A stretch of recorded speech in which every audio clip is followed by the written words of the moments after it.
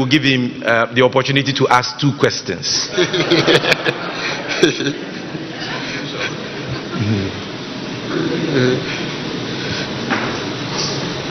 Thank you, Sami, and thank you, His Excellency.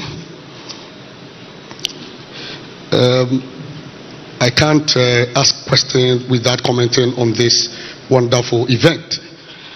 His Excellency, the former President, John Dramani Mahama, on behalf of the National Executive of the Ghana Journalists Association, on behalf of the Inky fraternity, we want to thank you for this wonderful opportunity to deliberate on matters of national interest. I also extend same warm greetings to every one of us here. This media encounter with the flag bearer of the National Democratic Congress, His Excellency former President John Dramani Mahama, is crucial because it further deepens our democracy, and more importantly, it gives the media the opportunity to scrutinize the vision and programs of someone seeking to occupy the highest office in the land once again.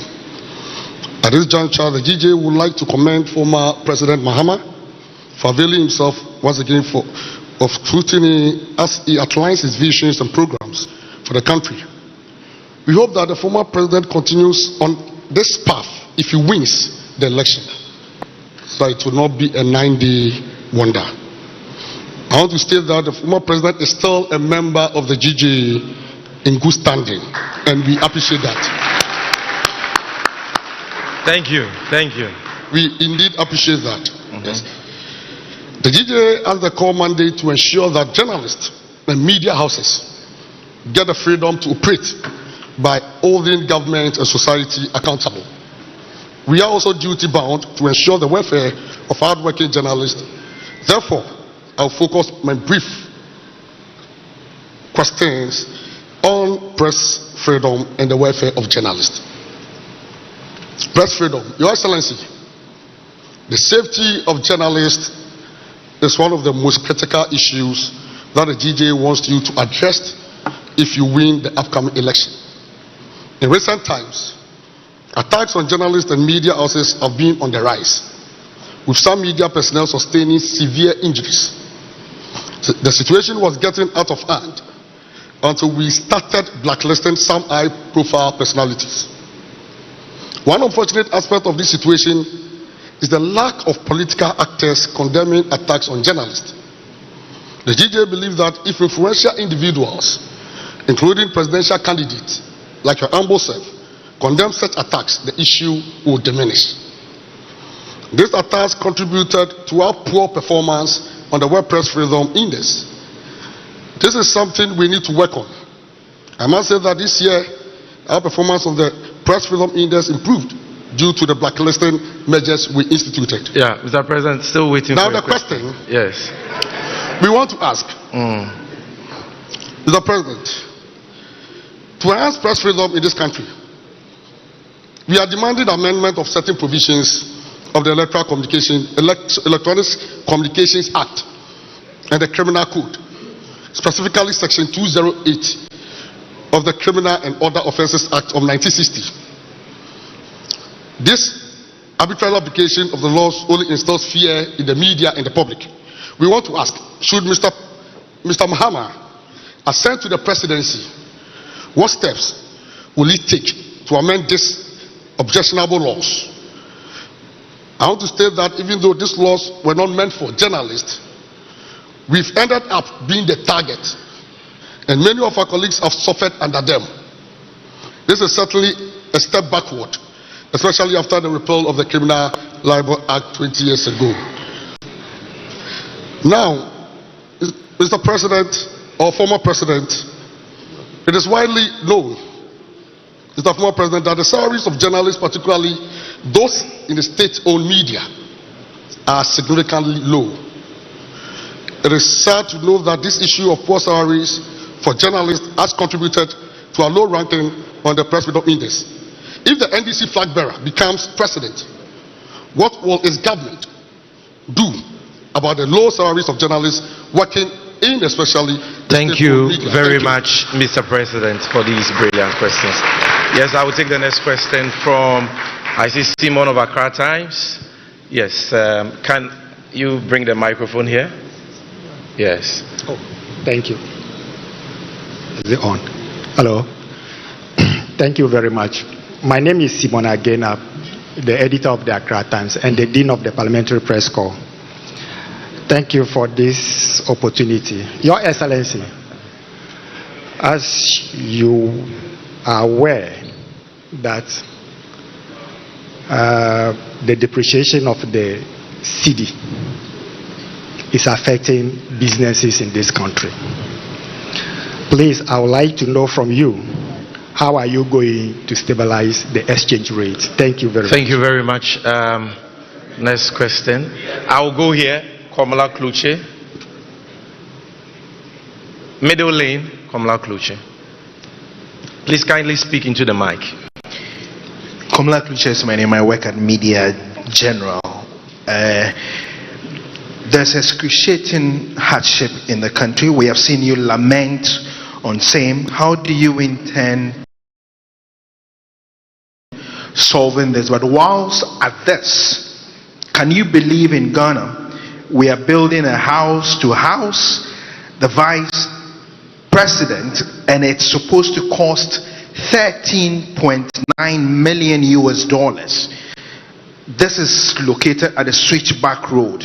Your government at the time said it cost 5.9 million US dollars. The VIP currently, Dr. Baumia, said they would have to do some renegotiation with the contractor.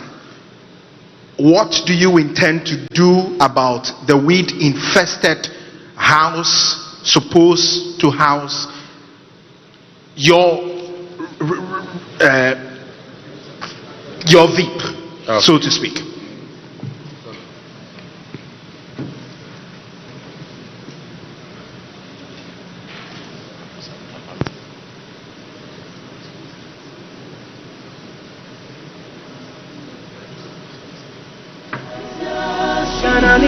Thank you very much, Komala. Kafwide, I'll give you the... Okay. Thank you very much. I've seen you, so relax. Yeah, Kafwide, GTV. Mr. President, if you watch GTV tomorrow morning, you will see a bottle of orange water on my desk. It's not juice, it's from the river. I personally fetched that water. Galamsey is ravaging our environment, it's polluting our waters, it's destroying the farms. You were talking about agriculture and the fact that if we don't have food to eat, everything will be meaningless. I want to know what your plan is to deal with illegal mining, aka Galamsey. Thank you for your question. The masculinity has been too much, so let's go for a female voice. Nima from Ghana Web.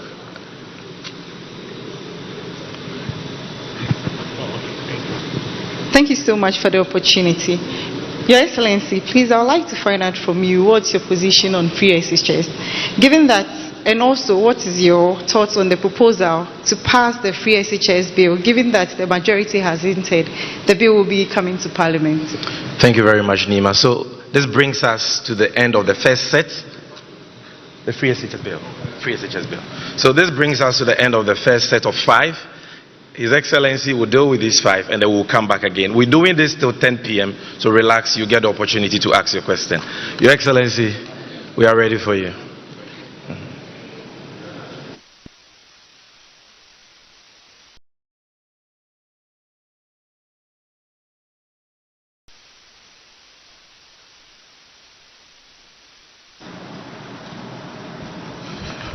Thank you very much, Mr. President, for your questions and also your commendation. This will not be a 90 wonder. Everybody knows that when I was president, I held media encounters, every year of my presidency. It's not been the same under this government. They've run away from the searing accountability to the media. We all know that Chapter 12 of our Constitution is on press freedom. And it has been one of the most progressive constitutions that any African country can have, because it gives wide-ranging freedoms to the media to be able to do its work, and principally to carry out their role as the watchdogs of the people, not as the guard dogs of government. Some of us have abdicated that role And instead of being the watchdogs of the people, we have been the guard dogs of government, savaging people who question and try to hold government accountable. So we must take note of that. Safety of journalists is important. And I must say that in this last administration, journalists have felt more afraid. They have felt more cowed. Many journalists have been harassed. They have been forced to flee the country. I remember a journalist had to run to South Africa and stay there for some time to let things cool off before he returned. Another journalist in the Upper East region who questioned some issues to do with illegal mining also had to run away from the region for fear that he was going to be assaulted or harmed. I remember Ahmed Swali and his murder, assassination, which up till today, government does not seem to have the political will to let the investigations go forward and bring the people who did this to justice. As long as these people are not brought to justice, the possibility exists that they can do something similar in the future. And so these are things that we take seriously. And my track record when I was president is there for everybody to see, that because I'm a colleague of yours, my training is in the media, and so I can empathize with the work you do. And so definitely you can be sure that as president, I'm not going to condone or conspire to harass journalists when they do the work that the Constitution has mandated them to do. We're willing to sit with you and look at any laws that are in contradiction with the Constitution. The Constitution is the overarching law of our country. And so if there are any laws that are punitive and constrain the media from doing its work, they are laws that we can look at and we can amend if necessary. The low salaries are not only the state-owned media, they are even worse in the private media. They are even worse in the private media. And so it's something that we need to attend to. The thing about media is that it is driven mostly by adverts. Unfortunately, things have gotten worse because businesses are suffering currently. The budget for advertising has shrunk. And also because of the number of media that we have, dividing that little budget amongst the media makes it difficult to be able for the media owners to be able to guarantee bigger salaries. And so even in turning our economic fortunes around and bringing the private sector back onto the path of growth and growing our economy would create a bigger pot for us to be able to give more advertising to media houses so that they can improve the salaries of media people. But in the meantime, if you remember, we set up a media development fund. There were a few challenges at the time, and so we put it in abeyance for the meantime. But I think there is something that we can look at again. Set up a media development fund. Government puts seed money into it. It was meant to improve training of journalists. It was meant to attend to welfare of journalists and so on and so forth. And so it's something that we are willing to reactivate. And together with the GJA and all the other media umbrella groups, we'll sit down and see how this media development fund can inure to the benefit of people in the media space. And so those are all things that we are willing to look at. The other question was... So on the exchange rates. Yeah, on the exchange rates. The immediate issue with the exchange rate and the economy is that the best signal Ghanaians can send to both domestic and international investors is that we're ready to change the current trajectory on which we are. I think that if we hold a successful election, we demonstrate to the world and our people that we are willing to change this trajectory on which we are, that is leading us further into the abyss. It will restore confidence in the economy. That in itself will send a signal that stabilizes the foreign exchange. Currently, nobody has hope in where we're going. And so people are hedging because of the rate of deterioration of the value of the cedi. People are hedging for other foreign currencies. And when it happens like that, then it puts further pressure on the currency. And so we would instill fiscal discipline, because eventually the main driver of the economy is fiscal discipline and fiscal consolidation. And so if you only want to ramp up revenues, but you are not willing to cut expenditures, then you have a situation where your budget deficit is out of kilter. And as you know, we had a budget deficit that went as high as 15% of GDP. And unless we instill fiscal discipline, we'll continue to have a situation where it puts pressure on our currency. It's like a household budget. You cannot spend more than you earn. And that is what this government has been. Spending more money than they earn. Borrowing more money than they can afford to pay. And that is what has, created the situation in which we are. So we must reduce the deficit. We must instill fiscal discipline. We must reduce the debt burden. And already there is a debt restructuring going on. And so we must continue the debt restructuring. But make sure that we put in the buffers so that we don't fall into this situation again. In my administration, we set up what we call the sinking fund. And we capped the stabilization fund. So any excess money that was above what you go to the stabilization fund went into the sinking fund. We also committed other revenues into the sinking fund so that we could anticipate debts that were becoming due and pay them. This government came and depleted the sinking fund and did not replenish it. And that is how come that we are in the crisis in which we currently are.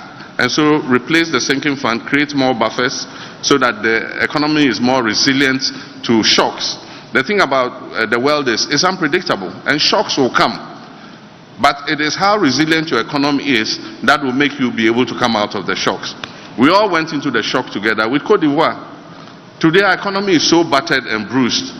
And Cote d'Ivoire's economy is much more stable.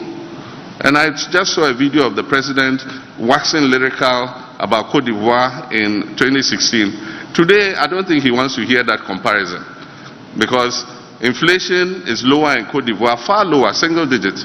And our inflation is at 25%. It went as high as 54%. And so discipline is important. But apart from that, part of the reason we're suffering is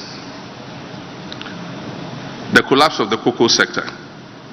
Cocoa has been a traditional pillar of this economy. And when I was leaving office, we did a syndication, cocoa syndication of $1.8 billion. The banks had confidence in this country, and so they gave us $1.8 billion upfront to put in the cocoa industry. And this syndication has been going on over the years.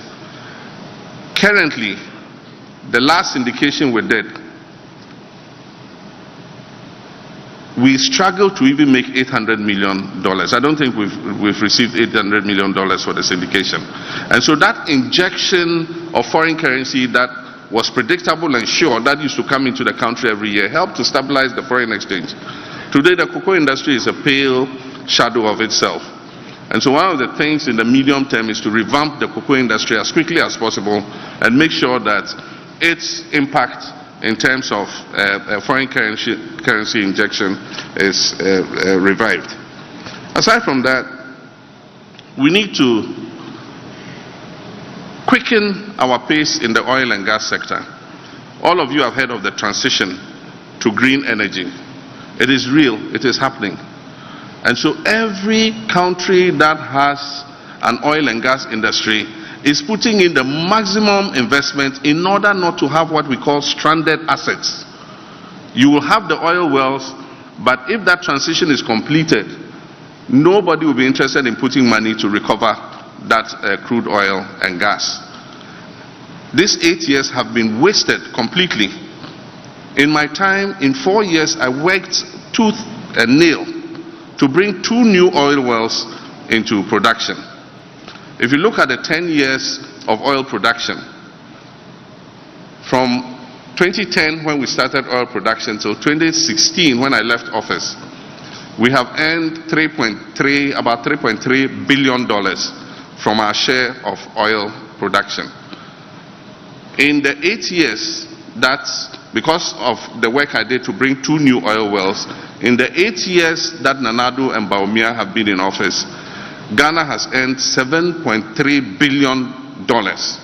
And so in total, over 10 years, over the period from 2010 till now, we have earned about 10 billion. 7 point something of it in Baumia and Akufo-Addo's time, and 3 point something of it in Professor Mills and my time.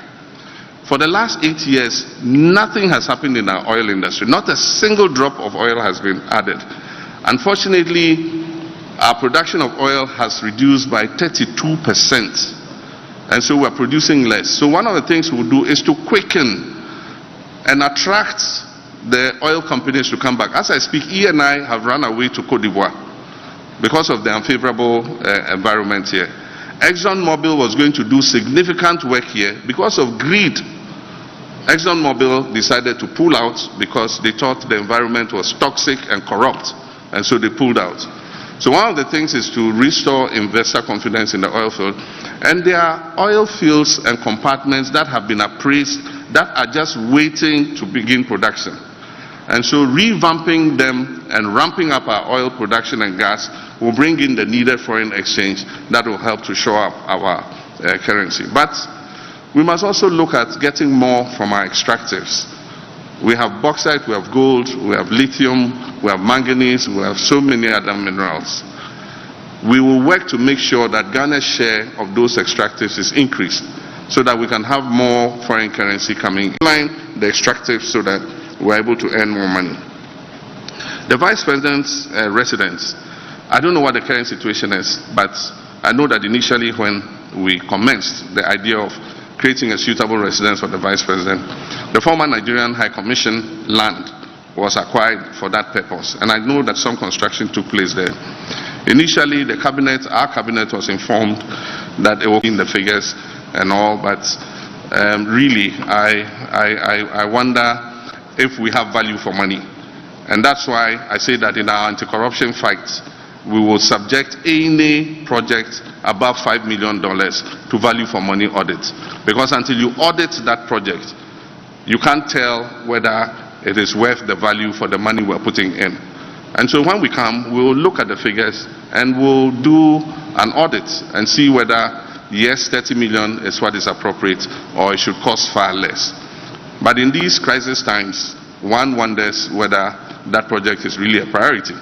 Because when I was president, the Vice President lived in what is currently called the Australia House.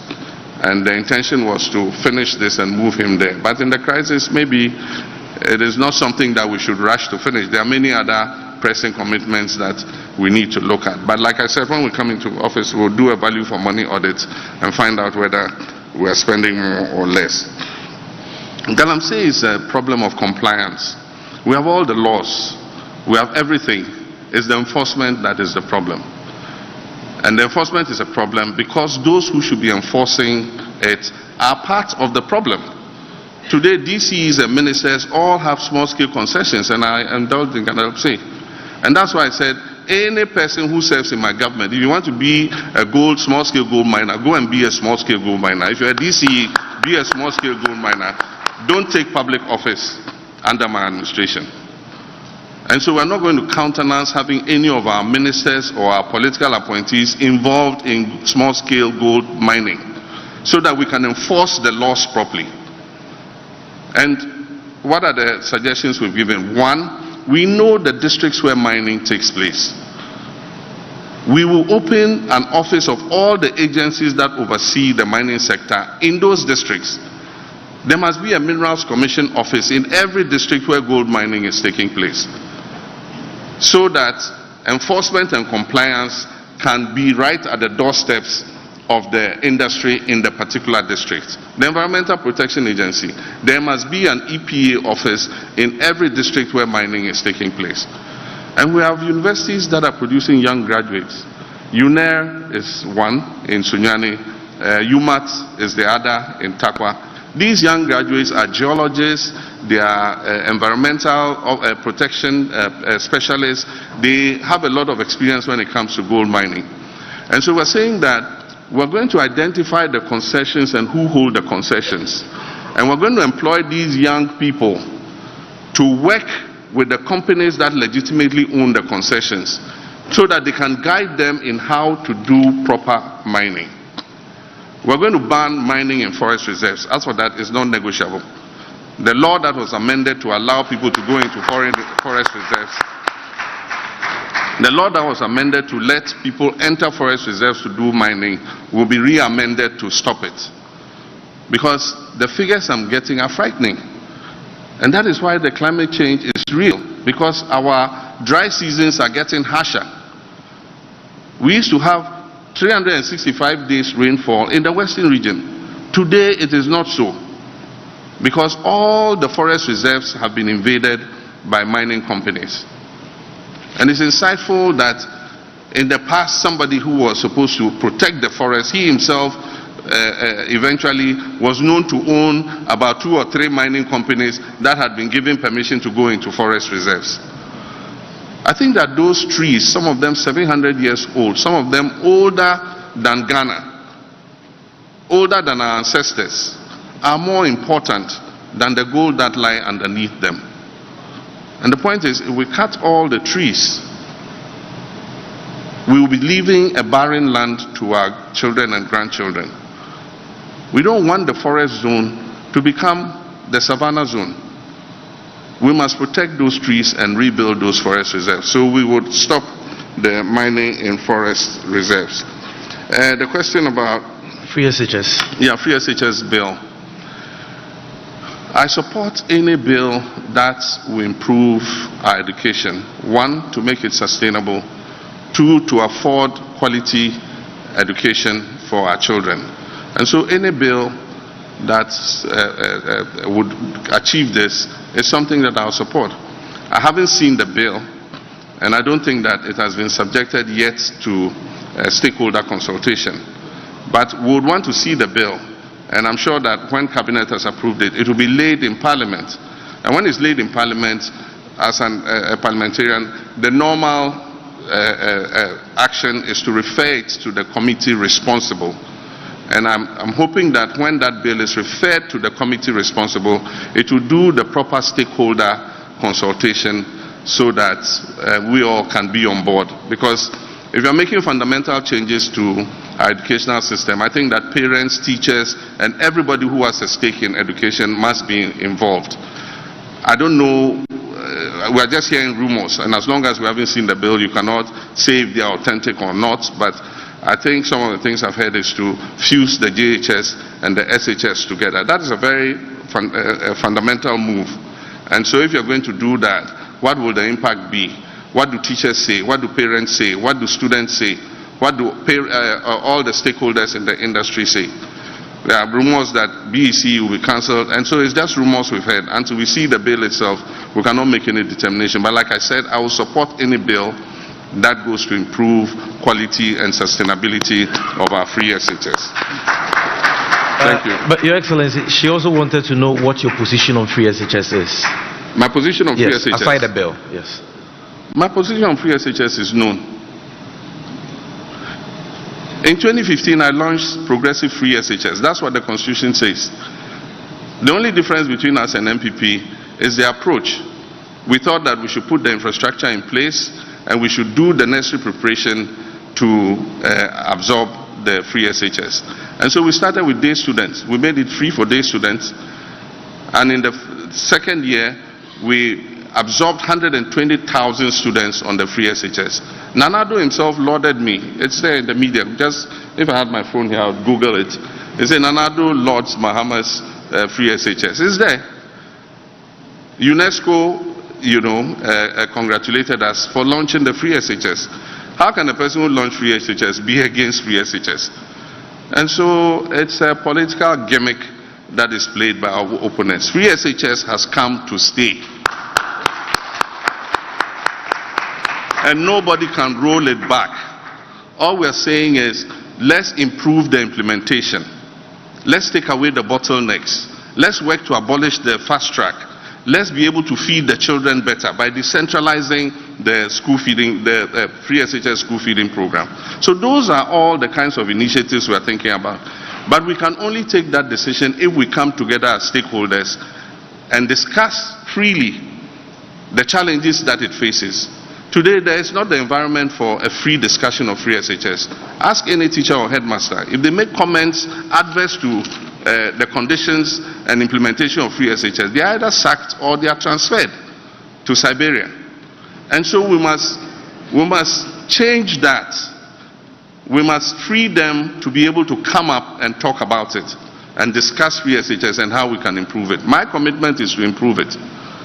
And so that political gimmick, if he comes, he will cancel free SHS. And I've seen some Osofo too going around and repeating the same thing. I don't know if he's, I don't know who he is, but he's also gone around repeating that same tired, hackneyed, political propaganda. I am committed to free SHS. I was the one who launched free SHS in this country, and free SHS has come to stay. Thank you very much, Your Excellency. Ladies and gentlemen, we'll be going for the second round. Aniampofo, my good brother Shadoff is also here. So kindly bring the microphone here. I see Miss Ami here. I see Kwame Menka. Then I'll take 2 here, so that will be 6.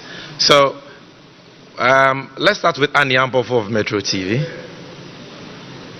Kwame, you're seated at the wrong place. Okay. Thank you. Good evening. Thank you, Mr. President. So my first, I'm limited to 1. All right. Annie, can you increase your volume? Okay, 24-hour economy. So if you check the global countries that are practicing 24-hour economy, it includes USA, Canada, France, UK, Singapore, and the rest, Germany. All those countries are in the Western developed world. I'm just wondering, I checked the statistics with the France implementation, and I think one of their cardinal challenges has to do with labor.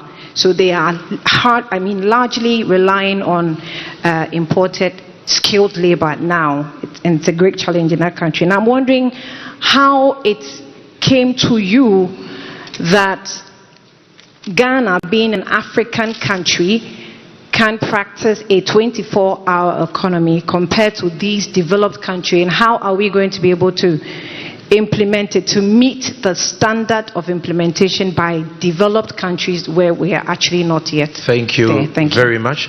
I see that Pakwesi, I'll come to you. All of you, I'll come to you. But I see the gentleman by your hand. It's only fair that I allow that gentleman to ask this question. So let's take him. I'll come to you.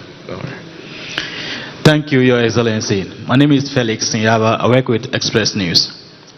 Your Excellency, your critics, especially your political opponents, says that you and the NDC cannot boast of any social intervention policies. Will you mind share with us what have you done on this social intervention policies in this country? Thank you. Shandoff, bring the microphone to the front. The man in that colorful bow tie. Yes. Good evening, Mr. President. My name is Pakwesi Shandoff. I work with Wesleyan Television. This is my question. When the NDC won the 2008 elections, they were caused by a section of the party, and indeed, the party's found that for the government of the day to be tougher on past corrupt officials. But it appeared that under the impression of Father for All, your late boss, Professor Mills, was lenient, and indeed you've also been accused of that same leniency, if I have to put it that way. But years down the line, I'm inclined to ask, have you delivered yourself from that spirit of leniency? And and if you have, what are the first 3 allegations of corruption that you would probe if elected? I mean, on my paper, there's a plethora of them, but in your books, what are the first 3 that you would probe? Thank you very much. Let's go to the middle lane. Miss Ami here. Then I'll come to you, Wisdom. I'll come to Wisdom. Then we'll go to the fire. Okay. Good evening, Mr. President. I am Sewami and I work with the EIB network. So, Mr. President, at a gathering of NDC lawyers somewhere in September last year, you urged them to aspire to become judges so that you can appoint them to bring a balance to the judiciary, which you have termed as an NPP-inclined judges. I want to know if you still stand by this position, and if by this you mean that if you become president, you will appoint NDC sympathetic judges or promote them to become judges even at the Supreme Court. Thank you. Thank you very much. Wisdom, middle lane. I'll come to the last lane. Okay. My name is Wisdom Hedejome. I work with the XYZ Broadcasting Limited. Mr. President, clearly you have just one term, and that will make you unaccountable. I remember very well in your interview with the Voice of America, you indicated that one term, which is 4 years, was not enough for any president to make any meaningful impact. So does the position still remain, or can you tell us that would that 4 years be enough for you to fix the economic mess you've been complaining about? Thank you very much. Let's go to the far end. I see Kwekwe Usweje. I see Sadiq Adams. I'll come to you. So Kwekwe Usweje, stand on your feet so that they can see you. I see Sadiq Adams also there. I'll call you. I've seen all of you, so don't worry. Thank you very much, Sami. Your Excellency, if elected president, I want to find out what measures, specific measures you would implement to address challenges that were faced by depositors and investors whose monies are locked up as a result of the collapsed financial institutions, including Men's Gold. Thank you very much. All right. Thank you. So let's take one more there. Okay. There is one just by you, the gentleman who is sitting just by you, yes. Good evening, Your Excellency. My name is Blessed Sugan. I work with Joy News. Based on your success in the 2024 general elections, you would not just be the executive president of the Republic, you would also be the commander-in-chief of the armed forces. Your Excellency, there's a professor, Kwesi Enin, who's enjoying support from Imani Africa. They are in court asking the Supreme Court to enforce their interpretation of Article 202 of the Constitution, which will bar any new president from appointing new chiefs for the security agencies, including the IGP. You have a test case if you get to win the elections, which would mean that you have an IGP which is somewhere, who has an age range of 53. Mr. President, what's your personal opinion on, the security of tenure for such persons, and will you be willing to work, for instance, with the current IGP if you're elected president? Thank you very much. So that brings us to the end of this set. We have 6 questions. Your Excellency, we are all ears.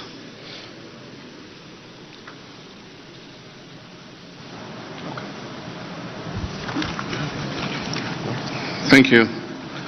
And the first question was about the 24-hour economy and the countries that are implementing that policy. Indeed, there are several countries implementing it. And as you said, Ghana would probably be one of the first in Africa to begin the implementation of this policy. It is not new. For those of you who have access to the 40-year development program, which was passed under my administration, the issue of the 24-hour economy was embedded right in there. And it is meant to accelerate our productivity. It is meant to increase opportunities for employment.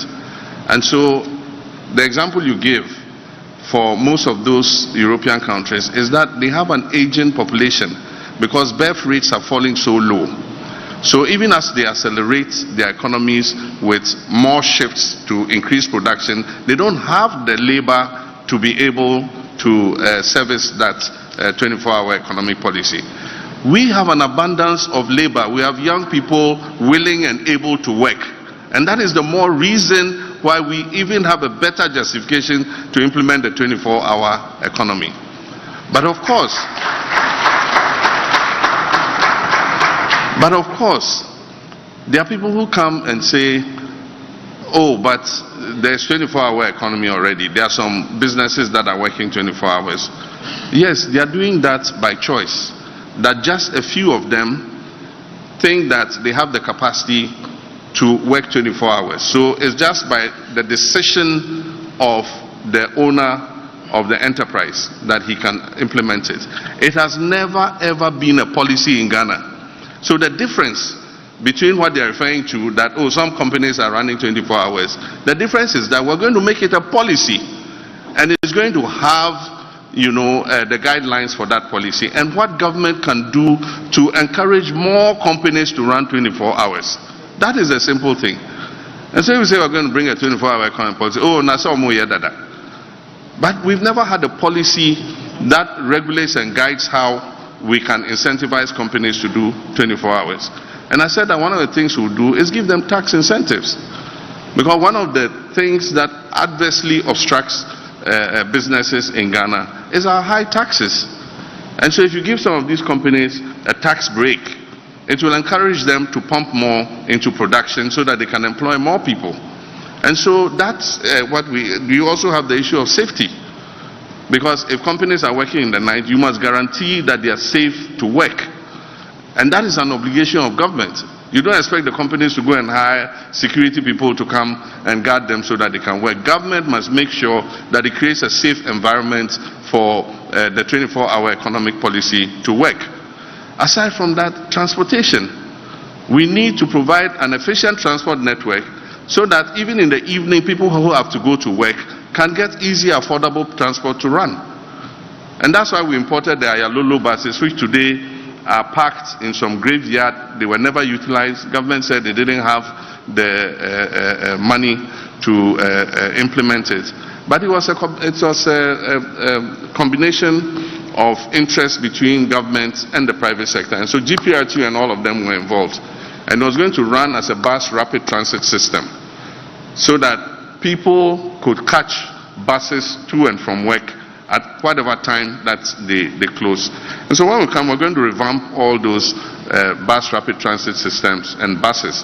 Why the 24-hour economy works in some of the developed countries is at any time of the day or night when you go to a bus stop, you get a bus to transport you to work. And so government has some obligations under the 24-hour economy. There are many places that we can easily change into a 24-hour economy mode. The judiciary announced recently that, judges are going to sit later than they have done. And so it will mean that people have access to justice better than if they sit the normal time that they sit. If you go to the ports, when the ships come, even at night, the cranes are working and offloading the containers. But why can't I go and clear my container at night? Do we need more customs officers? Yes. Must we get more bankers so that we can make our payments and clear our goods even at night? Yes. And so there are things that government can do to make the 24-hour economy possible. Government has its obligations, and we are going to make it a policy so that the private sector can come on board and be able to do so. People talk about demand. The demand is there. We import 3 billion worth of food products every year, and some of these things we can produce ourselves. And so you can't tell me there's no demand. If there was no demand, why are we importing? If there's no demand for vegetable cooking oil, why are we importing vegetable cooking oil? It means that the demand is there. And so if we can increase productivity, we can meet the demand, our domestic demand. But apart from that, we've been giving the advantage of the African Continental Free Trade Area. It says register your brand. As far as I know, Ghana has registered 70 products that it intends to export tariff-free into other countries. We can increase the number of products that we're exporting by increasing demand. We have pharmaceuticals. We have a developed pharmaceutical industry. When I was in government, I gave them money to expand their production. To Binko, NS Chemist, Dan Adams, all of them. They have the capacity to increase production and work 24 hours, both to feed domestic demand and also for export. And like I've said somewhere else, we're going to use government's financial muscle to help Ghanaian owned companies, Ghanaian registered companies. Because The market, and I'll give an example, the market for pharmaceutical products. If we give a bias towards Ghanaian-made products, and even if they are marginally more expensive than foreign products, we buy them, we're keeping employment in this country. But if we go and bring those analgesics, we bring those antibiotics, we bring those cough syrups from India and other places, we are exporting jobs to those countries.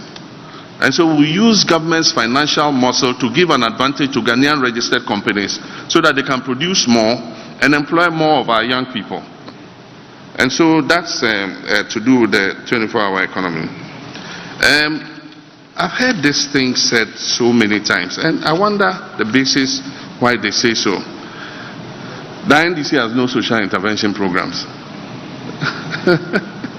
It's the funniest thing I heard. Who brought the District Assembly's Common Fund concept? It was the NDC. We put it in the 1992 Constitution and said 5 to 8% of total government revenue should go directly to the districts for their development. So if you go to your district and the District Assembly has built a school, a KVIP, a nursery, a sports recreation, a community center, it is a social intervention of NDC that has produced that. Who introduced the GET Fund? It's Rawlings, NDC. We passed the GET Fund law. But for the GET Fund, where would our education be? Most of the educational infrastructure in this whole country is being provided through the GET Fund. And so, how can you say we haven't introduced social intervention policies? But in any case, what is social intervention policy? Is an action or policy that provides social services or social benefits to the people. And so it's not only GET Fund and other things. We have provided more access to water than any other government in the history of this country. When Professor Mills came into government, access to clean drinking water was 58%. By the time we left office, access to clean drinking water was 76%. For Accra alone, we added 40 million more gallons of water. In 8 years, not 1 gallon has been added. And I hear the Ghana Water Company say, oh, Accra is overgrowing its supply of water. It's overgrowing its supply because in 8 years, you have not added a single gallon to it. You must plan and know what your population growth rate is. And you must continue to put in the capacity to bring in more water. And that's why I'm saying that we took water and brought it in from the northern direction of this country. And so Adenta and other places that had never gotten water for almost 15 years saw their taps flowing for the first time. Today, I'm sure your taps flow twice a week or something. If you don't store water, you will run short. And so we need to invest to bring more water supply, not only to Accra, but to all our growing communities around the country. And so if you are a government and you haven't invested in improving water, definitely access to people will be denied. We've extended electricity more than any government in the history of Ghana. Electricity is a public good. When electricity arrives in a community, it changes the lives of the people very rapidly. People can engage in small-scale enterprises. It was Rawlings who introduced the Rural Electrification Program and the National Electrification Program. And so today, when we say that Ghana has more than 80% access to electricity, it's because the NDC introduced those policies for us to be able to do so. So how can any person say that NDC has not introduced any social intervention? Even the NHIS. NDC started a pilot in Damango and Nkranza for the NHIS. Implementation started in President Kufuor's time. But what President Kufuor introduced was a mutual health insurance scheme. And so your card, your NHIS card, allowed you to access health services only in the district in which you were registered. Today's National Health Insurance Scheme was introduced by Professor Mills. He changed it from a mutual district insurance scheme to a national health insurance scheme so that your card could access health care anywhere in Ghana you go. And so I wonder what is giving these people this idea. You know, I can refer to free school uniforms and free sandals. the free school uniform policy was introduced by Professor Mills. I can refer to the free textbooks for basic schools. When Nana Jane, seated here, was minister, she came and met a situation where 3 children had access to 1 textbook. By the time she left office as minister, every child in basic education had access to 4 textbooks of their own. If that is not social intervention, I wonder what else is social intervention. Even let's take progressive free SHS. It's a policy, the free SHS. I launched the free SHS. And so you can't say that we have not had any social intervention. If you talk about the cocoa sector, our policy of free fertilizer and free cocoa inputs and free seedlings changed the lives of the cocoa farmers. And if you remember, when I was leaving office, we did almost 1 million tons of cocoa because of the policy that we had of giving these inputs to the farmers free. If that is not a social intervention, I wonder what else is. That argument must stop. And the point even is, these people have done more harm to social interventions than any other government in history. They capped the NHIS, and apart from that, they starved it of funds. And so most people with an NHIS card today cannot access health services. You go, you get a consultation, there are no drugs, not even analgesics. You go to hospitals and they say they won't accept the NHIS card because the NHIS is not refunding their claims. And it's not refunding their claims because this government has starved the NHIS of money. They've starved the District Assembly's Common Fund of money. The Constitution said 5% to 8%. We were giving District Assemblies 7.5% of national revenue. When this government came, they reduced it to 5%. And the rest they are putting into the consolidated fund to spend at the center. And even the 5% does not come.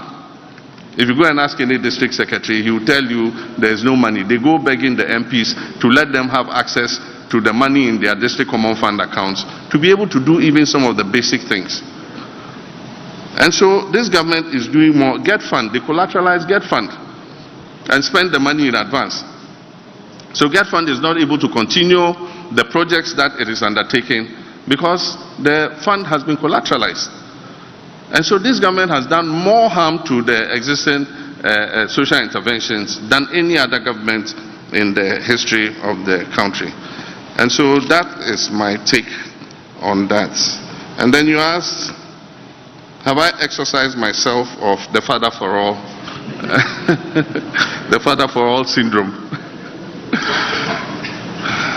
My boss, my president, was a special person. He several times said he believed in looking forward and not looking into the past. And so I'm sure that people got away with some of the crimes that they had committed against the people. I became president 4 years later, after President Mills had done his 4 years. I mean, I came into office 5 months before the election. And so when I became president, it was going to be a bit difficult to be investigating things that happened in 2008. And so I said that, look, any allegations of corruption that are made against any public officer, I give the investigative agencies the free hand to investigate. And so I remember in those times, the National Service investigation, the JIDA scandal, people didn't even forget that I was the one who commissioned the committee of inquiry into JIDA. And all the issues that came up, the report was presented to me as president, and I gave the report to the media. And that is referred back to me as my crime of condoning corruption. The fight against corruption begins with shining sunlight into an area, and that is what I sought to do. And so when we gave the JIDA report to you guys, it was referred to the Attorney General. And the Attorney General began to take action. Some of the people involved went to court to restrain the Attorney General, and the court processes took forever. There were others where there was prosecution of my own colleague and friend, Abu Gapele. The Attorney General put him before court and he was jailed. It was recently that President Akufo-Addo granted him amnesty. And so their will to fight corruption was there. We even retrieved monies from some of those involved in JIDA. We retrieved as much as 50 million Ghana cedis at the time. And so the track record is there. And I can assure you, if you believe that I was imbued with the Father for All syndrome, it has been exercised.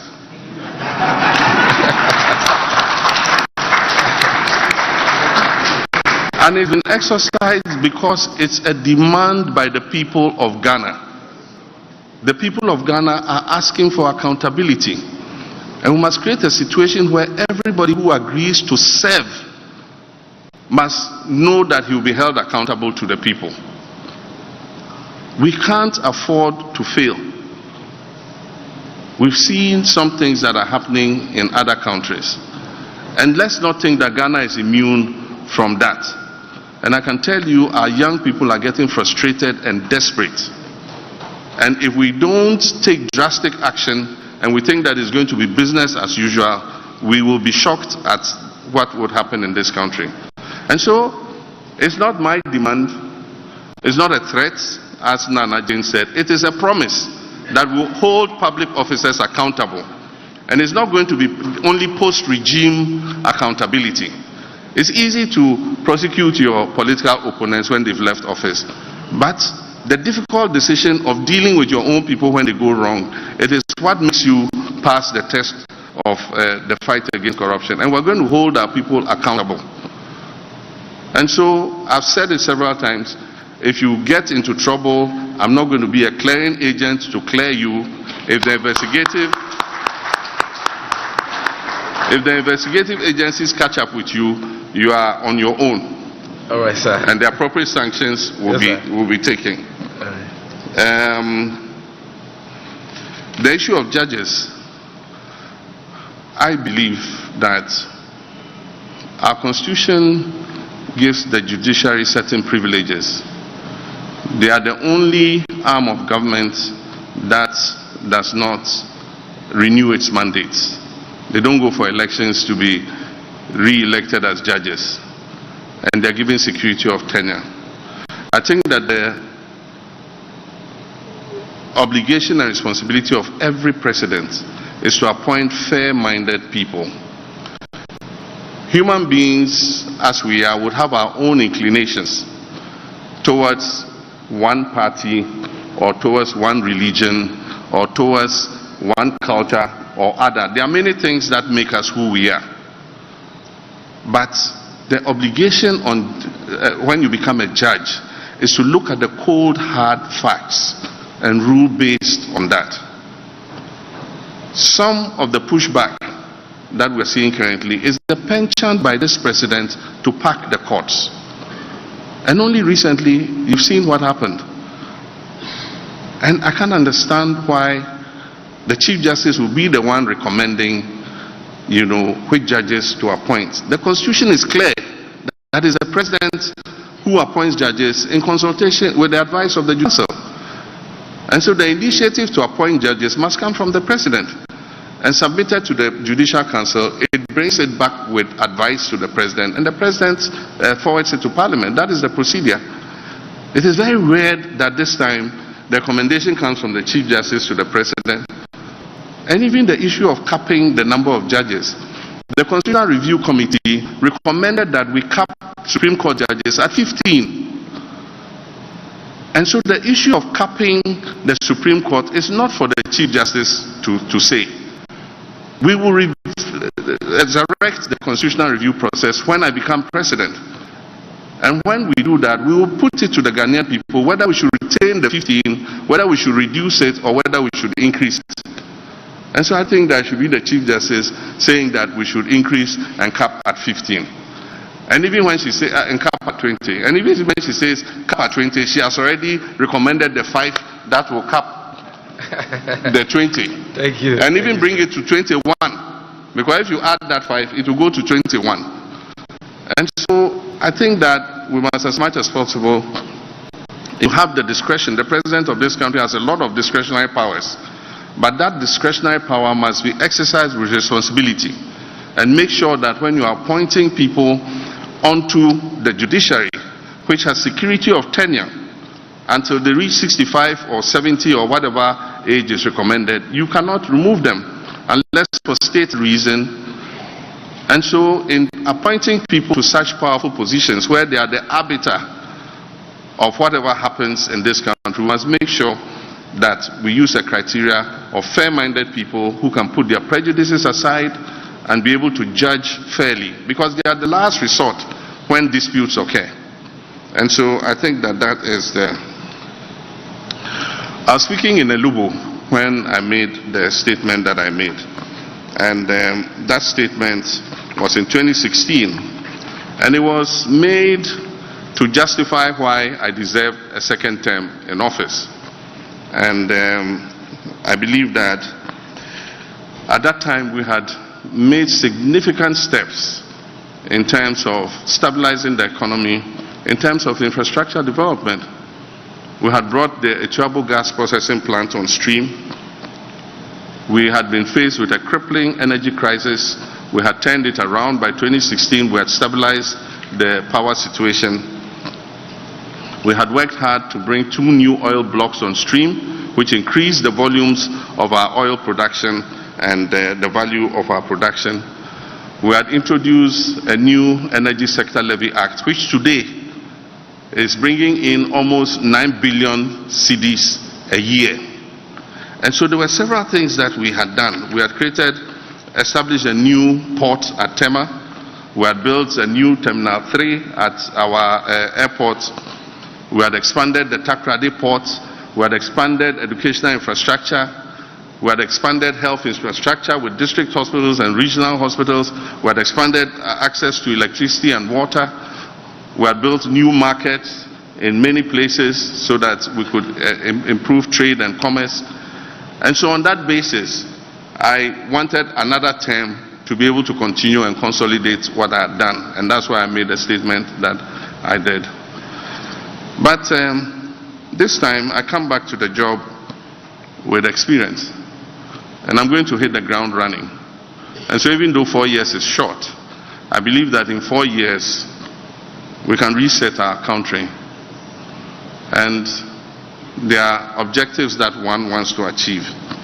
And I say that in 4 years, we can establish a strong fight against corruption. It is possible for a president to do that.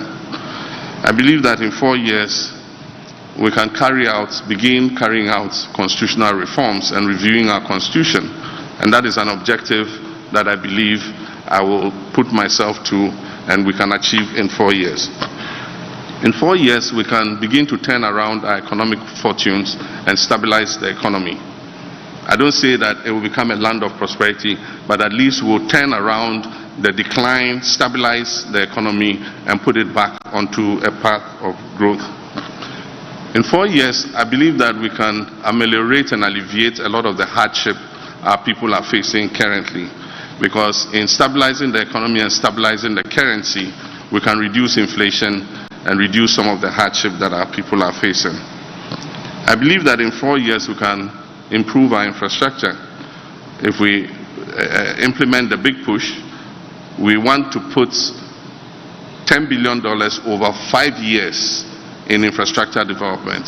It will include roads, it will include bridges, it will include the essential infrastructure that will make our country run. And I believe that in 4 years, with the implementation of a 24-hour economic policy, we can begin to create more jobs for our people. And so, yes, I think 4 years for the reset objectives that I have mentioned, one can create a turnaround and create a platform for resetting our country and giving it the opportunity to take off.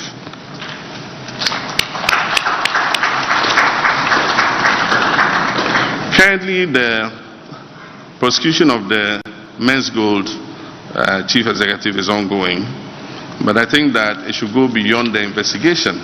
I don't know how far they've gone with identifying the assets of Men's Gold, and identifying the holdings, validating the holdings that people had. It is only when you've done that and you know what the quantum involved in that you can make, promises and assurances of how to alleviate the suffering of Ghanaians. A lot of people really suffered under this men's gold, and many of our public servants and others who were enticed to put their monies in have suffered because of what has happened. And so when we come, we'll accelerate the prosecution of the person involved, but we'll also go one step further to look at what assets are recoverable and see what the quantum of investments that were made. Some people talk about some amounts of money, but I don't have that validation. It's until we have that validation that we can make an assurance that some restitution can be made. I'm aware of the case in court, and I don't want to comment on it in order that I'm not in contempt of court. But I would say that the security services are different from the public services, and that is why the head of the security services is called the Commander-in-Chief. Security rules and ethics are different from what we have in the public services. And so if you are a Commander-in-Chief and you cannot even change your guard, then change the Commander-in-Chief title. And so, without prejudicing what is going on in courts, let's see what the courts say. But I do believe that we should be able, if you ask me, I do believe that we should be able to put the right people in the right places at any time in order to ensure the safety of our republic. If you do happen to have a security chief who is not effective, and because we pass a judgment that the president cannot touch him, it affects the safety of the citizens. And when it comes to safety of the citizens, it is something that we must take seriously. If a public servant makes a mistake, the consequences are not immediate. But if a security chief makes a mistake and we lose a life or people suffer harm, the consequences are irreversible. And so we must look at everything that goes with it. But let's leave it to the wisdom of the courts to make a decision, and then we'll decide how we all go forward. Thank you very much. Thank you very much. I can see the 2019 Journalist of the Year, Samson Ladi Ayinene here. Go to, no. That side. He's in a red and black smoke. My Fulani brother, Umar Sanda, you are next. Regional Balance. Parker Wilson, Ashanti Region, I'll come there. Then the sports journalists are here. Sadiq Adams, you're still here. Michael Utieje, Parkwesi Asare, I'm coming to you. And His Excellency has told me that you'll be extending the time, so don't worry. Senior, the floor is yours. It's refreshing to hear about what could be done about corruption. And Mr. President, when you were voted out, I encountered many civil society leaders who said the corruption was endemic, and extending the time of the NDC would mean the corruption will get worse. I hear the same civil society leaders repeat the same thing, that at least one benefit we can get as a country is not to keep a government in for 8 years, because the corruption will get bad. I don't believe that we must get to elections before we can get what we deserve. I believe citizens' power ought to be exercised without the kind of repression we see with the police today, so that a young man, a PhD, Oliver Barker-Vormawor, is facing prosecution, staging a coup on Facebook. That ridiculous thing. I don't know if you will instruct your Attorney General to file a nolle prosequi to stop that nonsense. Now, You kept repeating reset, reset, reset. I believe it must be a very important word to you. In Kenya today, there is a reset, and the citizens are forcing it. 47 corporations, SOEs, are being dissolved. 50% of the president's advisors are losing their jobs. My question to you is, 8 people were killed in elections in 2020. We are 4 years down the line. Those lives must matter. Over 200 people in Ashaiman were brutalized by the army, and I wrote about it as state-sponsored terrorism against them. 180 of them were arrested by the military, manhandled and released without anything. As we speak, nothing has happened.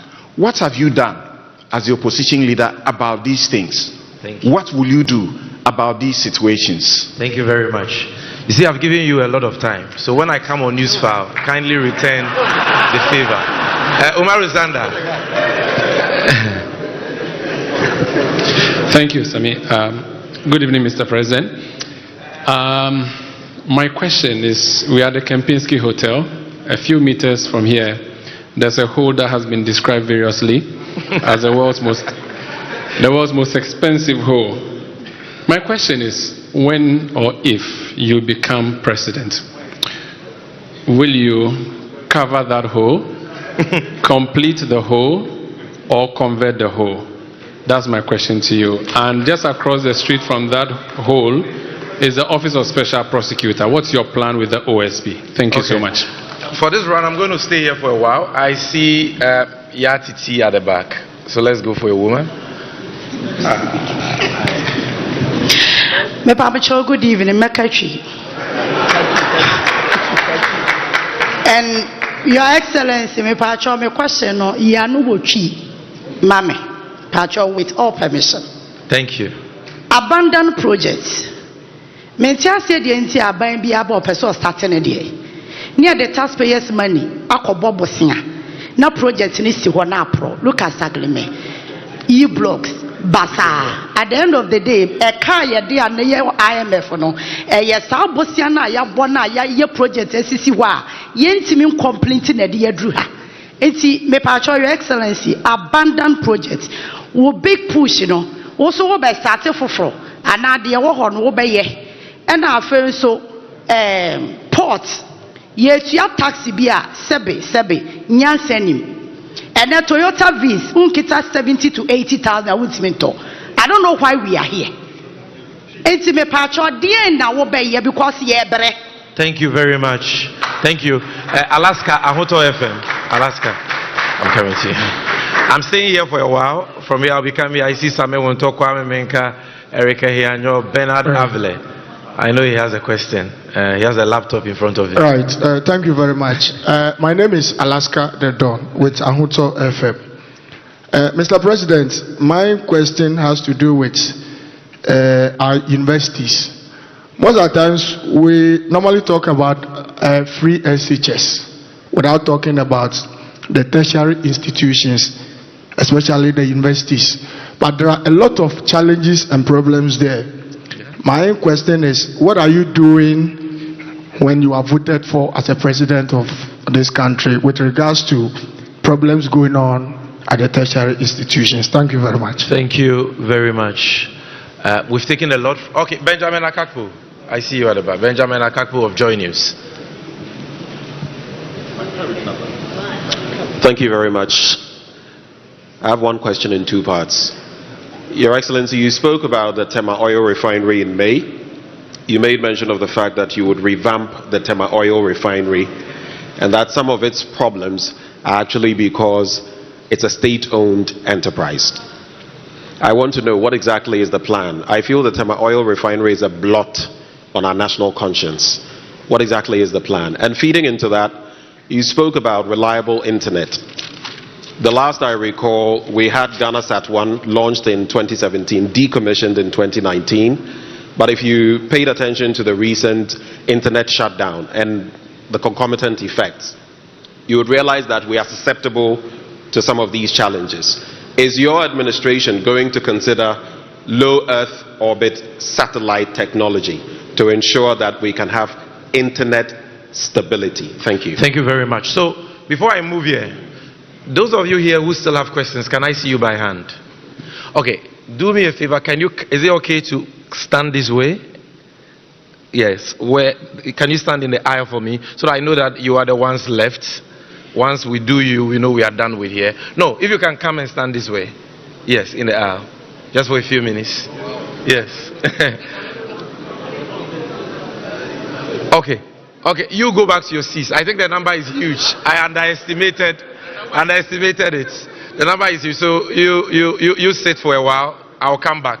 Let's go to Parker Wilson from Ashanti Region. Thank you very much, Sammy. Yes. In fact, thank you for recognizing the importance of regional balance. Thank you very much. Your Excellency, you spoke a lot about how you're going to deal with corruption when, of course, in your next government. But then your critics say you are only flexing muscles with the wind, because as an individual, you've been accused of your flirtation with the Airbus scandal.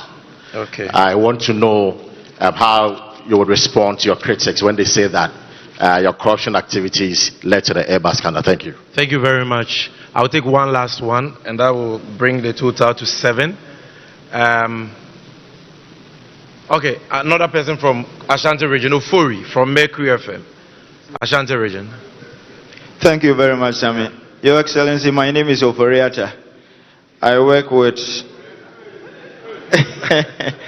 Please, I'm the innocent one. I'm not the notorious one. Don't be scared at all. I'm not the notorious one.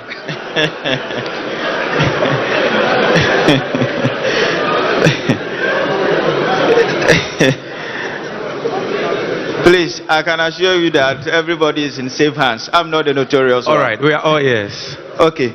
I work with a class media group, specifically Kumasi FM and Adeshe FM in Kumasi. Your Excellency, in some times past, a member of this government died, and in his will, it became known that he had devised a plot of land in Achimota Forest for a relative, as if that was not enough. Now, there is a problem between the organized labor and government in respect of state hotels which are on the verge of being given to a cabinet minister. This week, a minister of state did tell Parliament that an amount of 399 Ghanaian cedis had been spent on the pit called the National Cathedral, at a time that what is seen and felt on the faces of the Ghanaian youth are homelessness, hopelessness, and joblessness. My question is that, when you are elected into office, what will you do to, 1, stop the reckless and irrelevant state capture by government officials, and also 2, to restore confidence in the faces of the Ghanaian youth? Thank you very much. Thank you very much. It's been too much politics, so I'll take Sadiq Adams. I know his question will be on sports. And His Excellency says he will be crisp with the answers for this round, so that's why I'm taking more. Yes. Thank you very much for the opportunity, and good evening, Mr. His Excellency, the former president. My question is, Sami said, on sports. As a nation that prides itself as a sports nation, we currently do not have any world-class or international category A stadium in the whole of Ghana, despite millions of dollars sunk as creating infrastructure for the sports. What is Mr. President's vision in getting the best of infrastructure to unearth talent, and to tie that in with the 24-hour economy? We travel around and see that sports is a very massive part of nightlife in countries even in Africa, but Ghanaian sports is designed that after 6 p.m. we all go back to sleep because of the lack of facilities and other amenities to enhance the creation of jobs in the night for sports. What is or how is the 24-hour economy designed? I've heard from our great trade business. How will that capture and affect sports so that we have around the clock sports development and enhancements in the country? Thank you very much. Thank you very much. Your Excellency, the floor is yours, sir.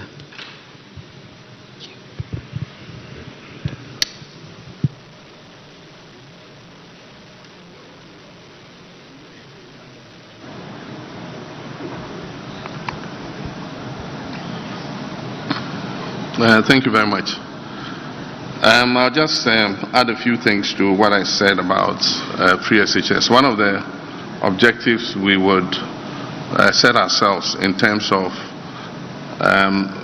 looking at the implementation again will be to allocate dedicated funding for free SHS.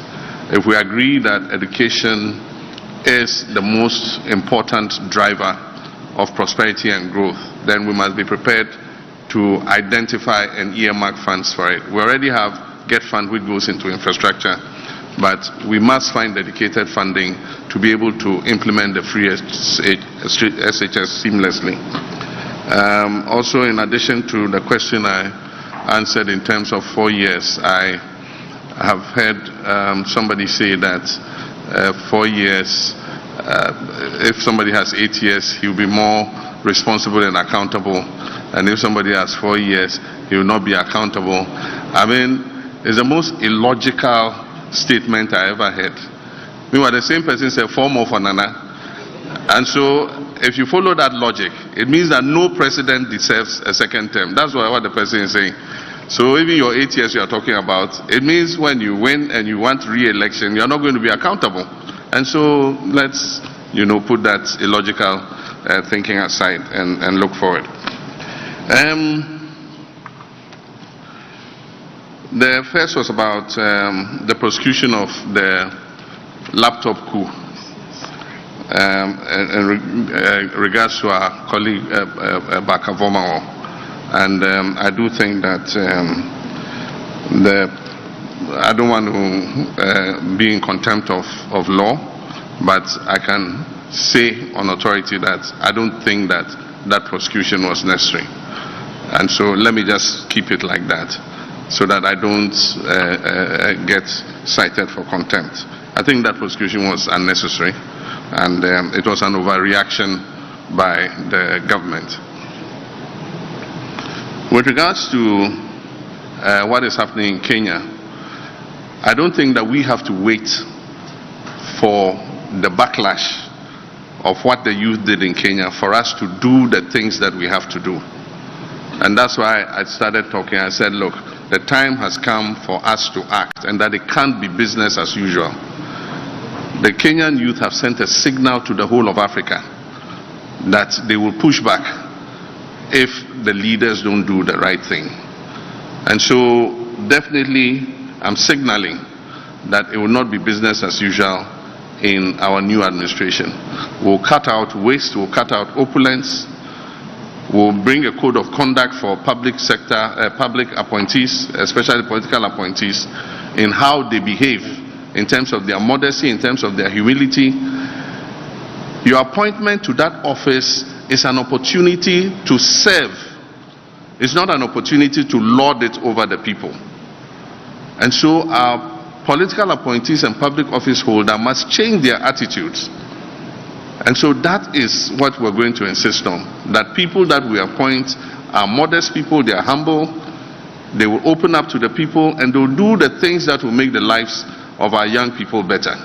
And so we're going to hold them to a higher criteria of service than people have been held to in the past. And that's why I say, if you agree to serve, you must serve, and not have other side businesses and do other things. You must not go and buy state property. Anybody serving in my government will not be allowed to buy a state asset.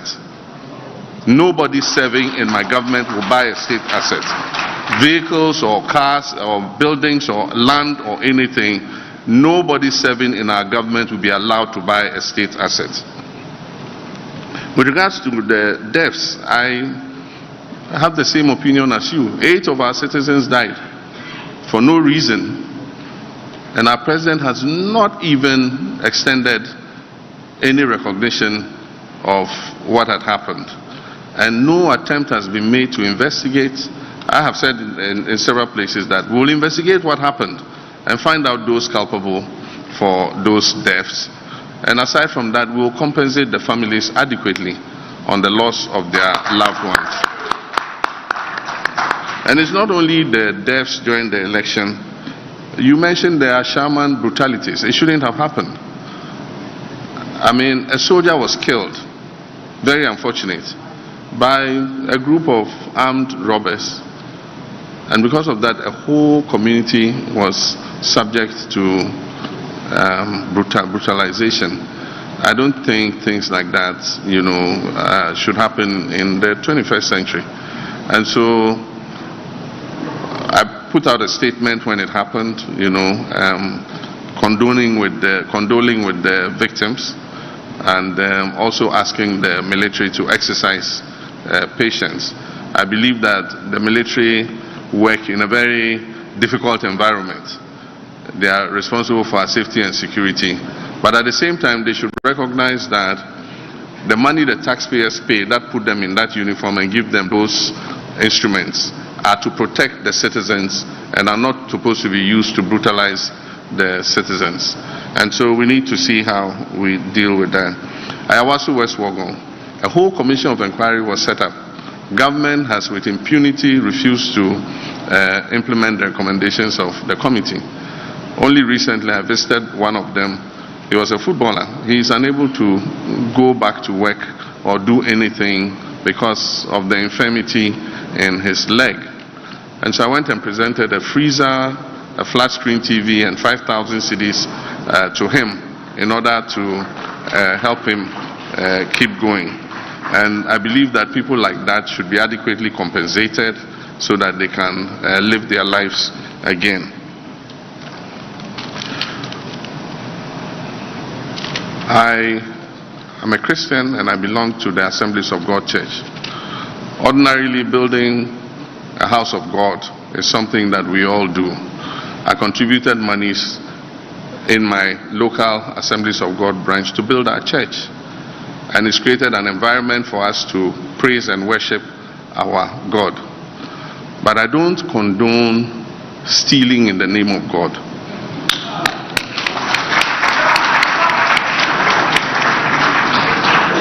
And that is what has happened in the case of this National Cathedral. It is instructive that members of the Board of Trustees, some of the members of the Board of Trustees have resigned, and they have called for a forensic audit of the National Cathedral. I'm not saying it.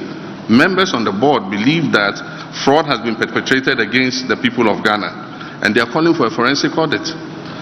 At the time this National Cathedral came up, it was somebody's personal commitment to God. And we are sure that public funds were not going to be used for the National Cathedral. Unfortunately, we hear that 300 and something million has gone into it. Where did those payments go? Were they justified? Who did they go to? These are all things that we have to unravel. And I think that that is the first thing we do before we even decide what to do with that huge pit. And so first, let's investigate and do a forensic audit. And if people have, illegally and unlawfully taking the monies of the people of Ghana, they must be made to refund those monies. And so that's the first thing I'll do with regards to the cathedral.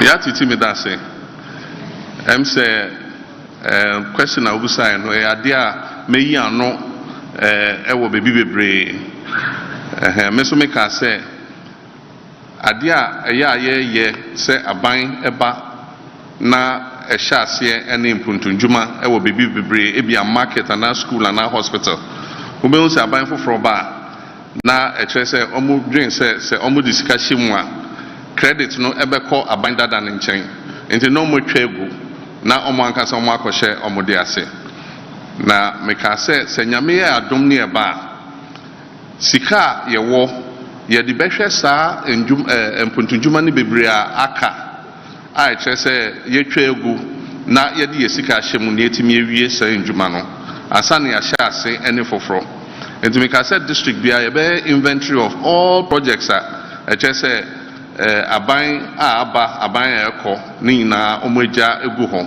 na every year budget a yɛbɛyɛ bia yɛbɛyi sika egu nkyɛn a ɛkyerɛ sɛ yɛde bɛwie sɛ ndwuma no nti 4 years a mɛwɔ aban mu a mɛyɛ president no afi bia yɛde sika bɛto hɔ sɛnea ɛbɛyɛ a every district ndwuma a ɛwɔ hɔ a ɛkyerɛ sɛ yɛgya ato nwura mu no yɛde saa sika no ɛbɛtoa so na yɛwie ansa ne ahyɛ ase ne foforɔ because wokɔ baabi bebree a classroom block yɛnwie wobɛhu na assembly aka sɛ yɛhyɛ ase ne classroom block foforɔ anka sika a yɛwɔ no yɛmfa nwie nea yɛnwieɛ no ansa ne ahyɛ ase ne foforɔ nti ɛno me ne woyɛ adwene sɛ abandoned projects ɛwɔ sɛ yɛhwɛ na yɛyɛ nea wokaka ho ne taxes and levies ampa wohwɛ adeɛ baako a ama Ghana kane na yɛsɛ yɛyɛ favorite destination for investment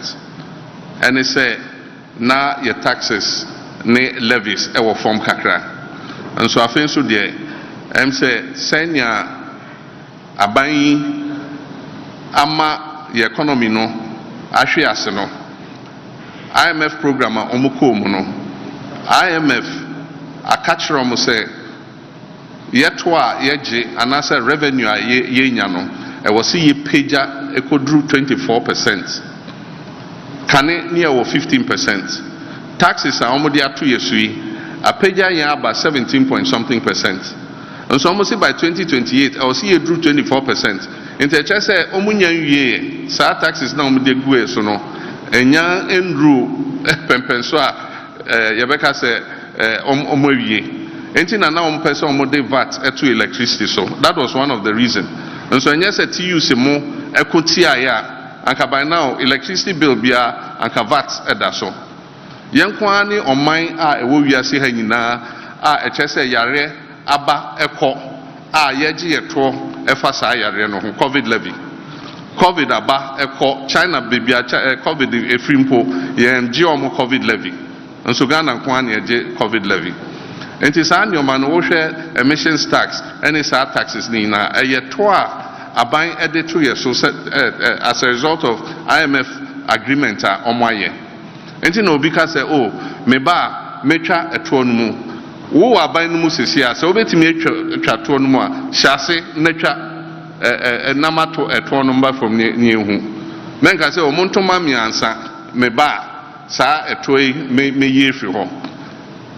Enti nea woka no ne nokorɛ no one of the things I ɛbɛyɛ ne sɛ yɛbɛ streamline VAT because menti aseɛ sɛ wobɛkɔ edwom na nkurɔfoɔ mmiɛnsa ɛtɔn adeɛ baako ɛyɛ VAT 3%, baako ne VAT ɛwɔ soro kakra, baako nso VAT yɛ 21%.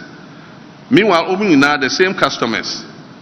Enti sɛ me ba wɔ hɔ na wobɛgye me VAT 21% a mɛkɔ ne ɔbɛgye me 3% no. Enti I'll see a streamlining so that traders nyinaa will pay the same rate in terms of value added tax. Afei nso wokɔ port hɔ a sɛnea wokae no Toyota Vitz. Ɛda no me ne gutafoɔ hyiaeɛ mefa an example of car bi a obiara import ɛna me kae levies and taxes ɛwɔ so. About 23 levies and taxes. Sɛ woka sɛ duty ɛne saa nneɛma na ɛno yɛwɔ harmonized ECOWAS tariffs nti duty no wontumi nyɛ ho hwee. But the problem the levies and port charges ebi are illegal. Nti na me say yɛba we rationalize all those levies. Nea ni sɛ ɛwɔ hɔ no yɛbɛyi efiri hɔ. Sɛ na ɛbɛyɛ a ɛbɛma toɔ no aba fam kakra. But the major thing I was saying is we have to stabilize the currency because it will affect BBR. One of the reasons I'm confused and they said this week ubeko na currency no yes Bank of Ghana say currency no exchange rate near say into that one near Bejo port. The next week ubeko na CD a free ebia 14 about 15 into that one now obetia in CDs no na say a cost. One of the priorities of government will be to stabilize the currency and stabilize the economy. Senebeya obia asombejono. Universities, what are we going to do about tertiary educational institutions? There are many challenges there. One of them is that students don't have enough hostels to live, and so they have to go for private hostels, and the private hostels are expensive. And so one of our objectives in our manifesto will be to accelerate the building of hostels, and we're going to do that with private sector. The universities have lands, and so we can engage the private sector to build hostels, and we and them will agree on the fees that should be charged in the hostels. The government alone cannot build all the hostels to accommodate the students, but there are Ghanaians who have investable funds that they can use to provide hostels. If you go to the universities today, what they'll take you through in terms of eligibility to build a hostel, they want to see your bank balance, they want to see this, they want to see, so many things. It makes it difficult for the private sector to come in. But if we apportion some land in every university and say people who want to invest in hostels should apply, we'll go through the criteria fairly and transparently and allocate the lands for them to build so that our students can get accommodation. That will be one way of doing it. Aside from that, we'll uncap the GET fund. This government has capped the GET fund. And so any money that exceeds a certain statutory threshold goes into the consolidated fund. And so the GET fund is not receiving enough money. Apart from that, 60% of the GET fund has been collateralized with the Dachi bond. And so only 40% of a capped GET fund is available to continue projects. And so we'll uncap it and we'll liquefy the GET fund so that it's able to continue to do the work it's doing. To ease the pressure on students, we will enhance the student loan scheme. Recently, I heard the administrator of the student loan scheme say there's a 50 million Ghana cedis funding gap. And so they are not able to accommodate all the students in terms of the loans that they give. And so government must enhance the loan scheme so that the quantum is enough to be able to take the students through, but is also able to cover as many students who need that support as possible. And so those are some of the things we'll do for tertiary education. TOR is a shame and a disgrace to our country. This was a flagship project by President Nkrumah, and it was one of the first refineries to be built in Africa. Today, TOR is a pale shadow of itself. When I came, I did my best. I restarted TOR. They started refining products. Indeed, before I left office, our first shipment of crude from our own oil field was given to TOR to refine. And then we left office. The new administration came. That shipload of oil sat in the tanks for years. Eventually, they discounted it and sold it out. And TOR hasn't worked since then till now. All TOR is surviving on is the revenue it gets from the single buoy mooring facility that offloads petroleum products and their storage tanks. That's all. Aside from that, the refinery has not been working for almost more than 6 years of this government's administration. And so when I say we'll come and we'll revamp TOR, it's because it is an important industry for the growth of Tema. It's an important industry for the prosperity of Tema. And there are a lot of young people who can find jobs with a refinery that is working. And so we'll strategically work with any strategic partners who are available to revamp the refinery and even expand it. TOR has extra land to accommodate even another refinery. And so if we have people who are ready to invest with us, we would let them come on board. We will have a stake. They also will have a stake. And they'll not only revamp TOR, but if they can even build an additional refinery to increase the capacity of TOR, it will be a good thing. It will provide employment, and it will also make the cost of our petroleum products more predictable. Because if we are refining the crude oil ourselves, we can lower the cost of petroleum products. But if we are importing from outside, we must accept whatever price we get on the international market. Fiber cuts. Yes, optic fiber got cut and the internet was disrupted. We have several submarine cables that, provide service to Ghana. We don't know exactly what happened, but there was an undersea cut that affected the cables. And so they've been repaired now, and so we can have connectivity. But luckily, technology is always progressing. And so the cost of satellite internet has come down.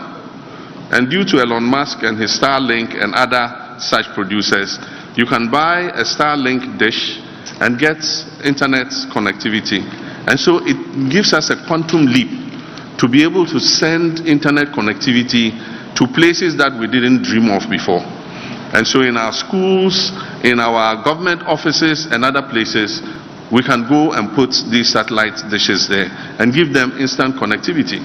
And the rates are quite affordable. And so many private people have even started using satellite internet.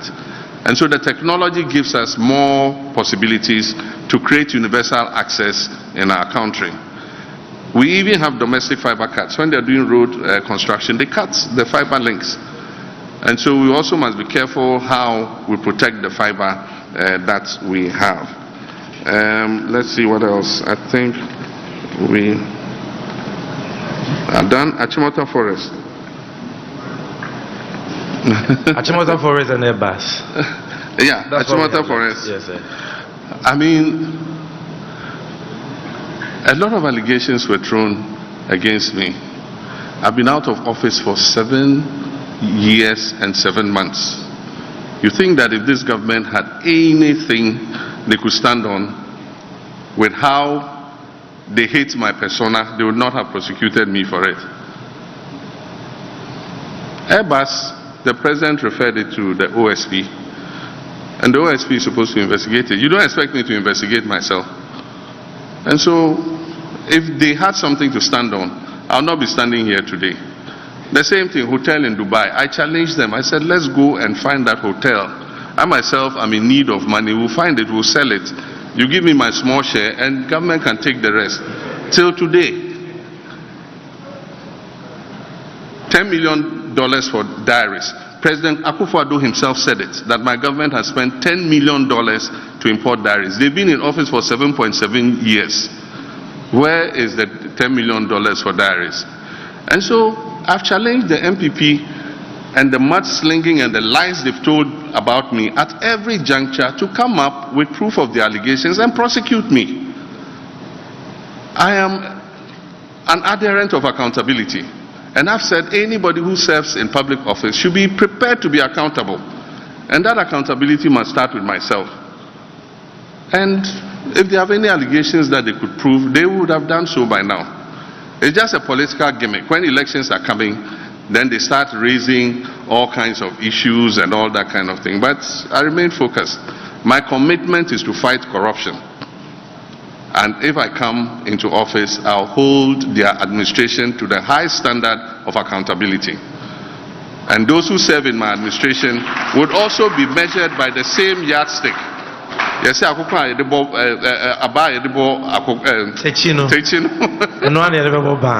you. And then Achimota Forest and looting of state lands and others. I've said that no person who accepts to serve in my administration will be allowed to buy any state assets.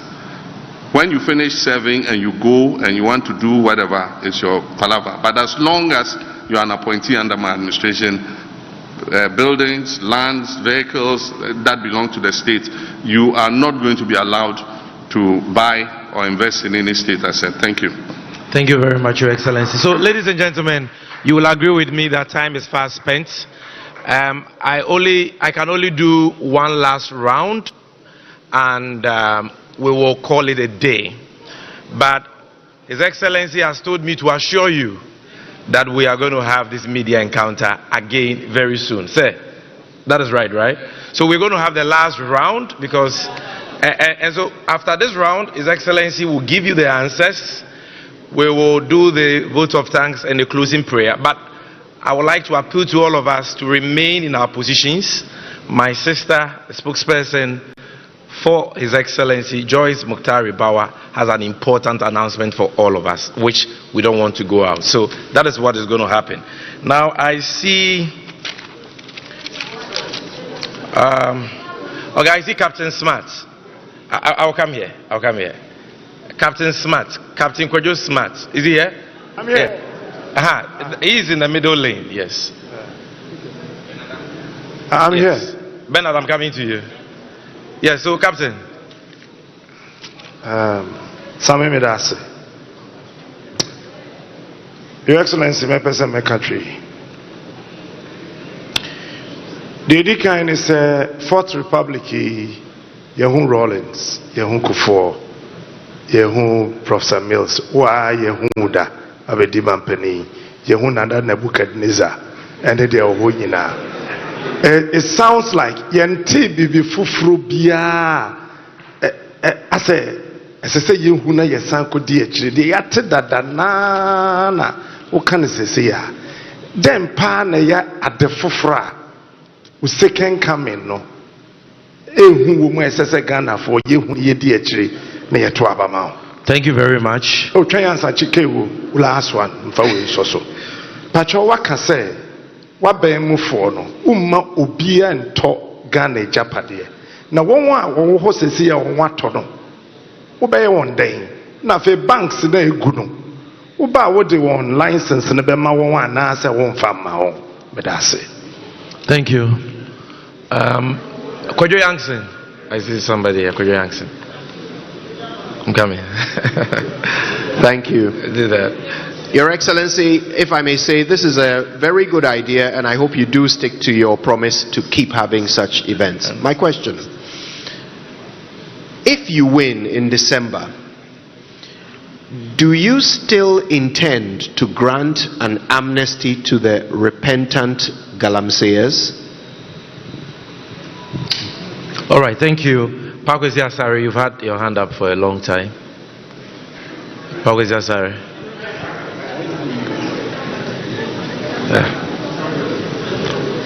All right, thank you very much. My name is Pakwesi Asare. I work with Media General.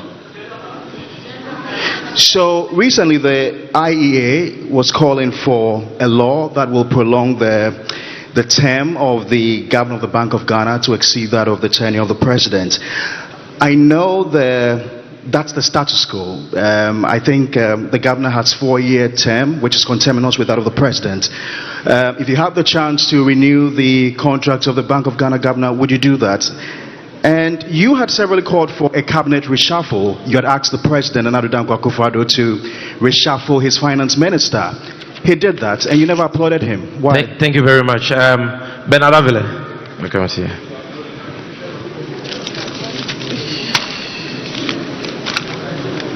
Thank you very much, Sami. Thank you, Mr. President. I think there are two pending questions that were forgotten. The sports question and then the Umaru Sanda question on OSP. So my question is, you said that you can work with 60 ministers, which is interesting. The number of DCs has increased from 110 to 261. And it appears when districts are created, the EC also increases the constituency. So now we have 275. Those are also arms of government that are expensive. Now, while this is happening, the AMA had 9 districts created out of it in 2018 to 2019. So we are increasing districts. We are creating new districts even in AMA, but AMA has only 3 sub-metros. So the ability to raise revenue is also lower. So it's a 2-in-1 question. Are we going to stop at 261 districts, 275 constituencies, cutting cost? And within that same question, the issue of AMA becoming only 3 sub-metros, they can't raise enough revenue. So it's difficult to manage the city. You've spoken about building a new capital. Does that mean Accra is a lost cause? Thank you very much. Charles Okran of Daily Graphic. Charles Okran of Daily Graphic. Yes. Good evening, Your Excellency. Please, we've heard you talk about a lot of programs and policies, but we find ourselves under a very watertight IMF policy. Under a John Jane administration, would you would you ask for a review of the IMF program with us? Thank you. All right, bring the microphone to the front bench. There is a lady here who has a question. It's important. Yeah. Thank you so much. Finally, on behalf of the women, I was about to start a gender protest, but thank you, Sami. Your Excellency, good evening, and thank you for your time. My name is Nwong Falong. I've heard you outline certain intentions towards gender equality. What I have not heard is the Affirmative Action Bill, which we believe is a critical accelerator towards gender equality. Do you have specific, targeted, special commitments towards the Affirmative Action Bill? I can see Shamima Muslim smiling. Thank you. Kamini, I was told that you had a question. Kamini of TV3. Gender balance. I think is she at the back? Let's give more female. Yes. Okay. Your friend Nana Major Kumekachi. Mpacho is about the general election. 2016, Your Excellency, Satan Nana Owa Baimu. Midnight after 7 December, na Madam Charlotte say, be announced say almost system no. Ya hacking into their system. And then 2020 general election, so till today. MCB 6 results in Electoral Commission, Madam James announced the specific one, and now the Dankwa Kufado Edi winning 2020 general election. So sometimes no anchor for Ebisa say, Otu Abano Kra, it will be difficult for NDC to protect our vote. Thank you very much. Randia Haji, you've had your hand up for a long time. Randia Haji. And then we'll take one last one.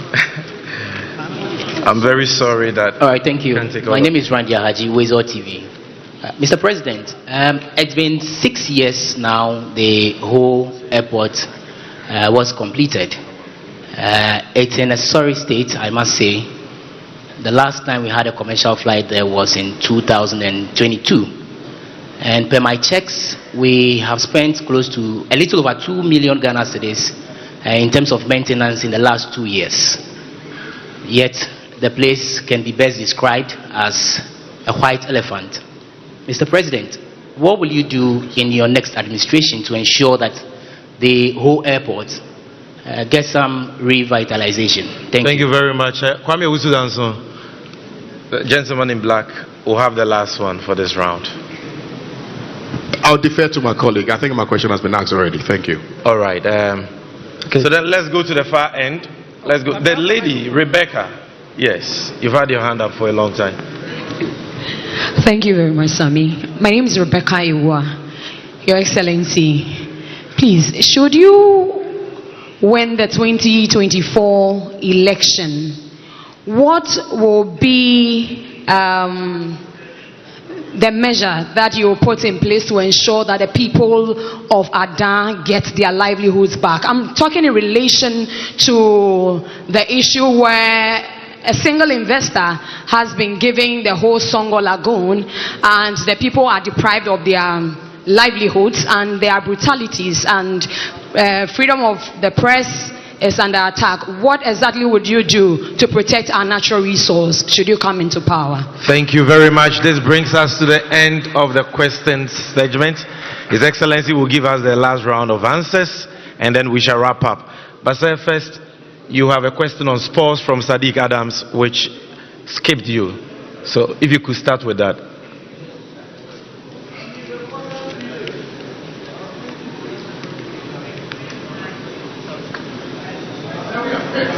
Men's good in the backs. I'm sorry I missed the question on sports. And one was whether we intend to provide a world-class sports stadium. It says that we don't have a world-class standard sports stadium.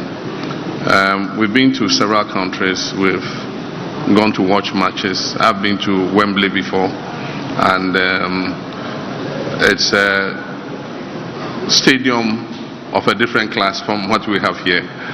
And often countries are energized to build this stadia if you bid to host something it creates the opportunity because you know that you will get returns on the investment when the tournament comes to your country. And so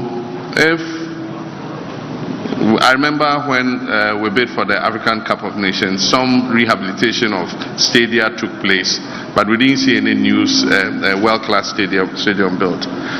In the current crisis in which we are, I would not stand here and promise that we will build a new stadium, but I've said that under the big push, we intend to spend a certain amount of money over 5 years on providing a good infrastructure to include roads, bridges, agro-industrial parks, and so on and so forth.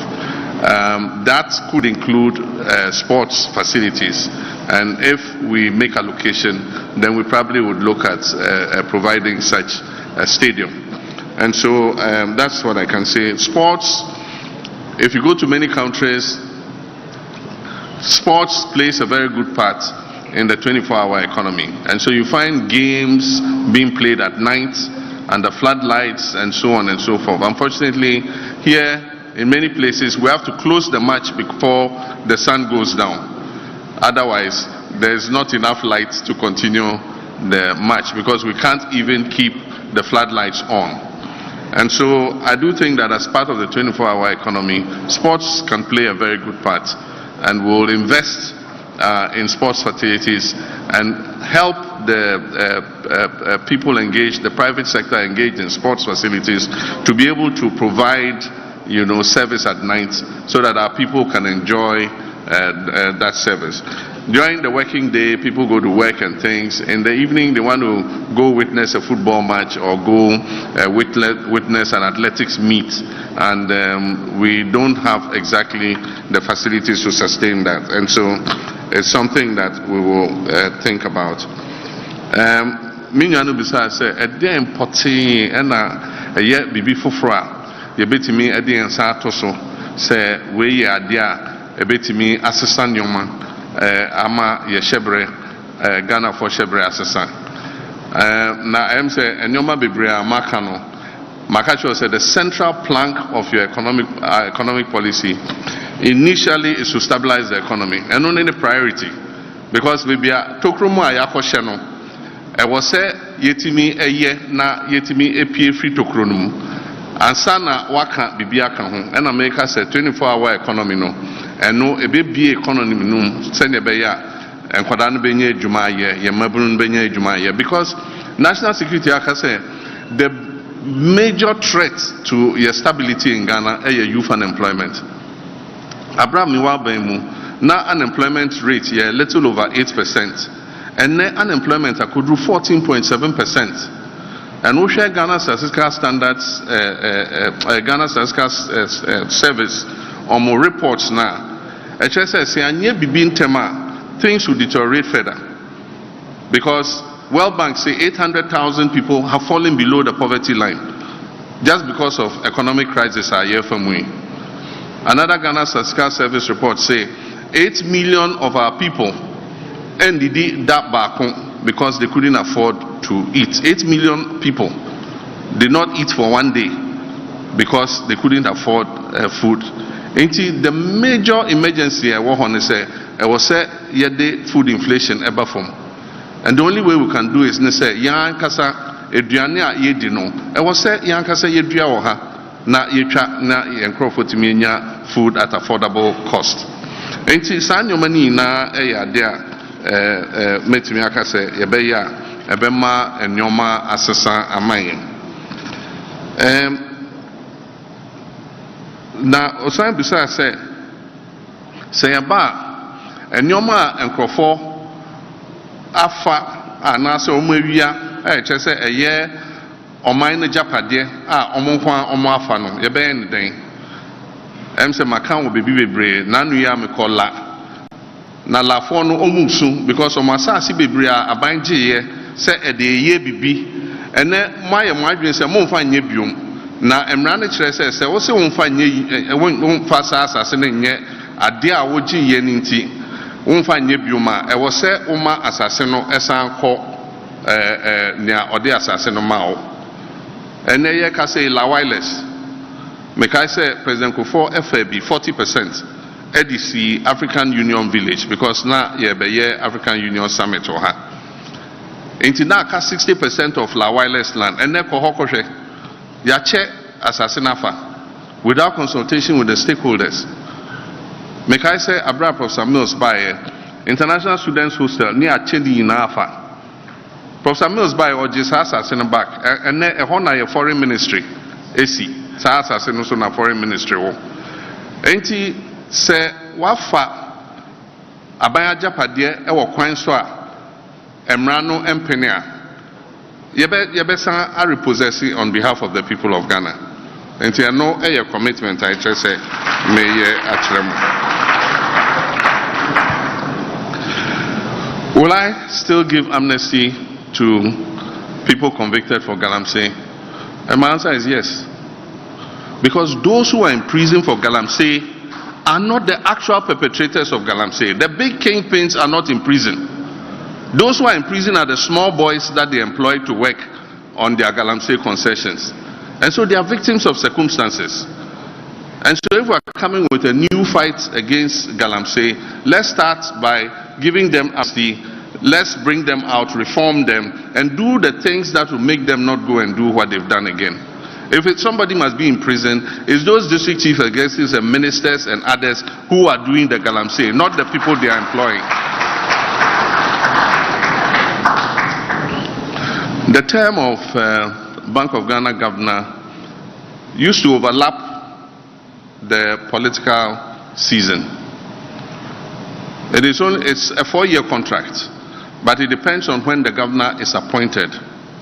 And so if you remember, the last governor who was the governor in my time was Governor Isaku Nashiru. When I left office, Nashiru's term was still running. It was the same with Governor Akwa. His term overlapped government. It is only when Nashiru was forced to resign and a new governor was appointed that the term is becoming conterminous with the political season. But otherwise, really, it just says you have a 4-year contract. After 4 years, the contract is renewable. And so if a government comes into office and your contract has not expired, you continue as governor. And when the time comes and your contract is over, depending on your performance, your contract will be renewed. But if you are a governor who presided over a 60 billion loss, I wonder if you expect a contract extension. If you're a governor who printed 42 billion CDs and pumped it into the economy, pushed inflation to 54%, I wonder if you expect that you will get a contract extension. If you're a governor who in crisis decides that the best thing for a bank to do is to invest $250 million in a headquarters building, I don't know if you should have the expectation that your contract will be extended. And so I think that, yes, 4-year contract, but it must be based on the performance of the person or the individual who is in that office. Cabinet reshuffles are important because they enable you to bring fresh pair of hands into your government. And then somebody might not be performing in a certain sector, but if you reshuffle him and move him to another sector, you find that he finds his feet and performs better. So from time to time, a president might look at his cabinet and shift people around or drop some people and bring new people in. It is something that happens all over the world. We were advocating for the reshuffling of the finance minister because from as far back as 2019, we could predict what was going to happen. A finance minister comes into office and all he knows is to borrow on the international capital markets. And not only because that's all he knows, but also he benefits from the borrowing. Conflict of interest. His company, Data Bank, anytime government borrowed, received commissions on the borrowing. And so that was an incentive to borrow. So is it any surprise that in 6 years, this finance minister borrowed $13.5 billion from the Eurobond market?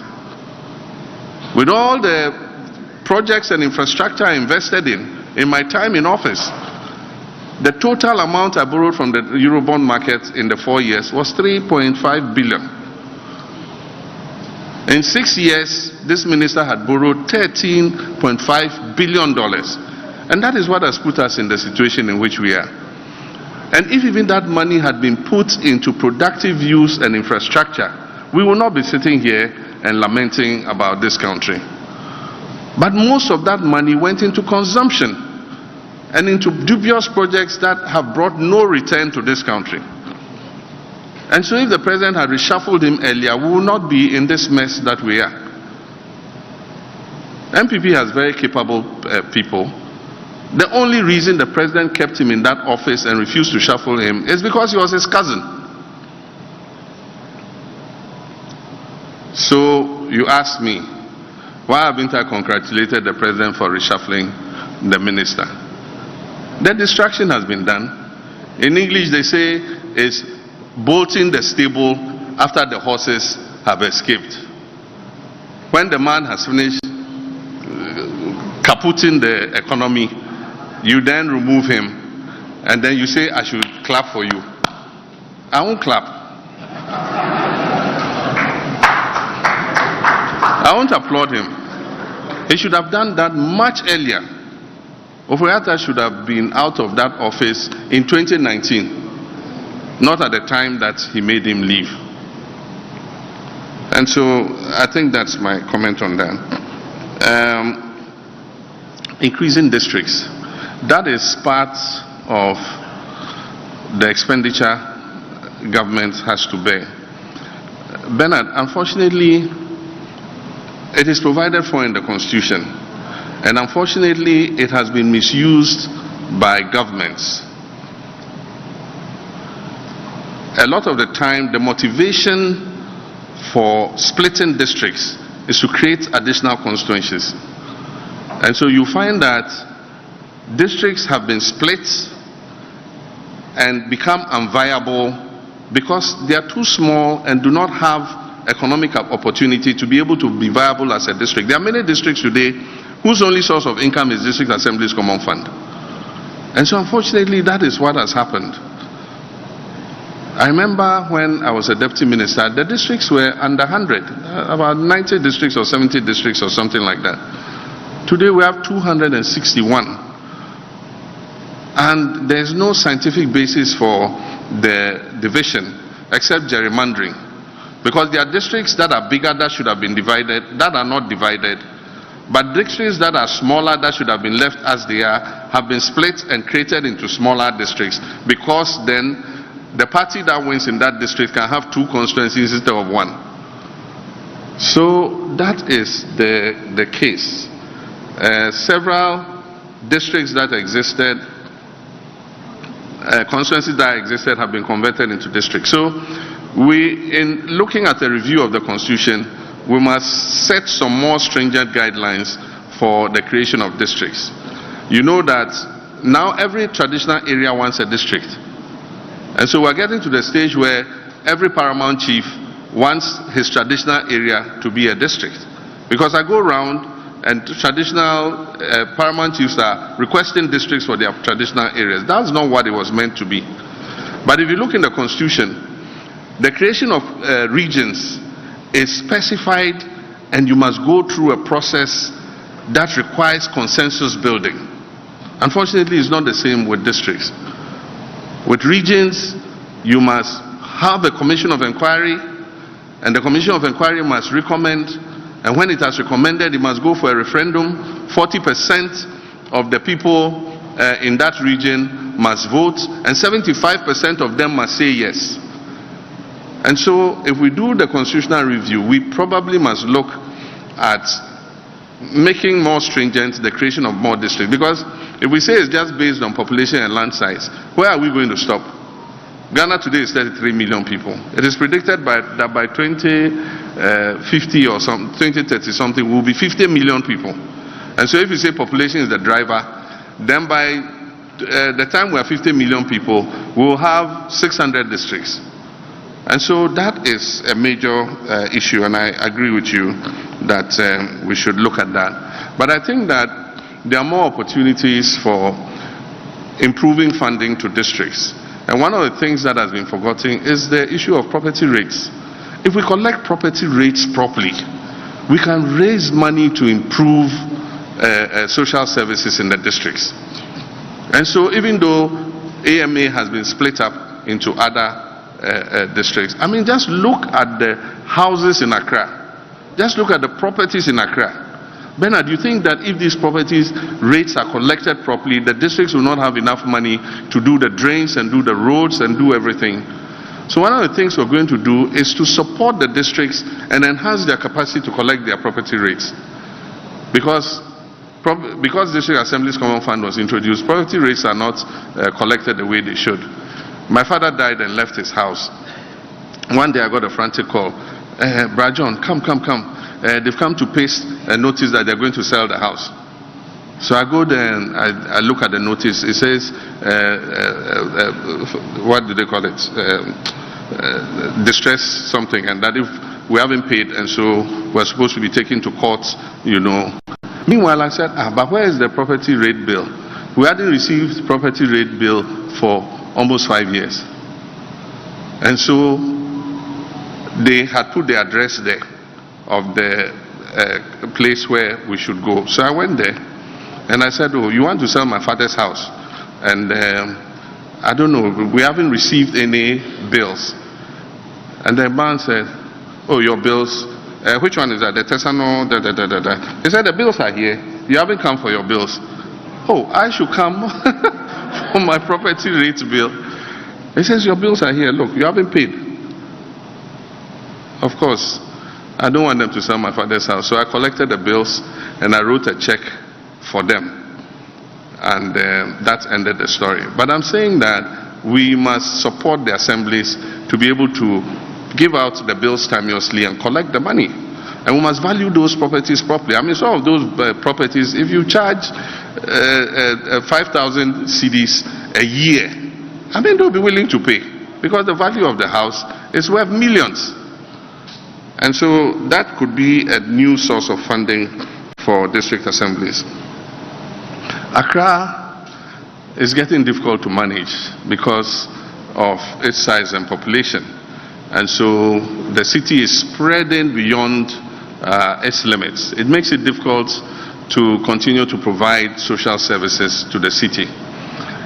And so I propose that we look at establishing a new city so that we can move some of the agencies out of the city in order to reduce the pressure on Accra.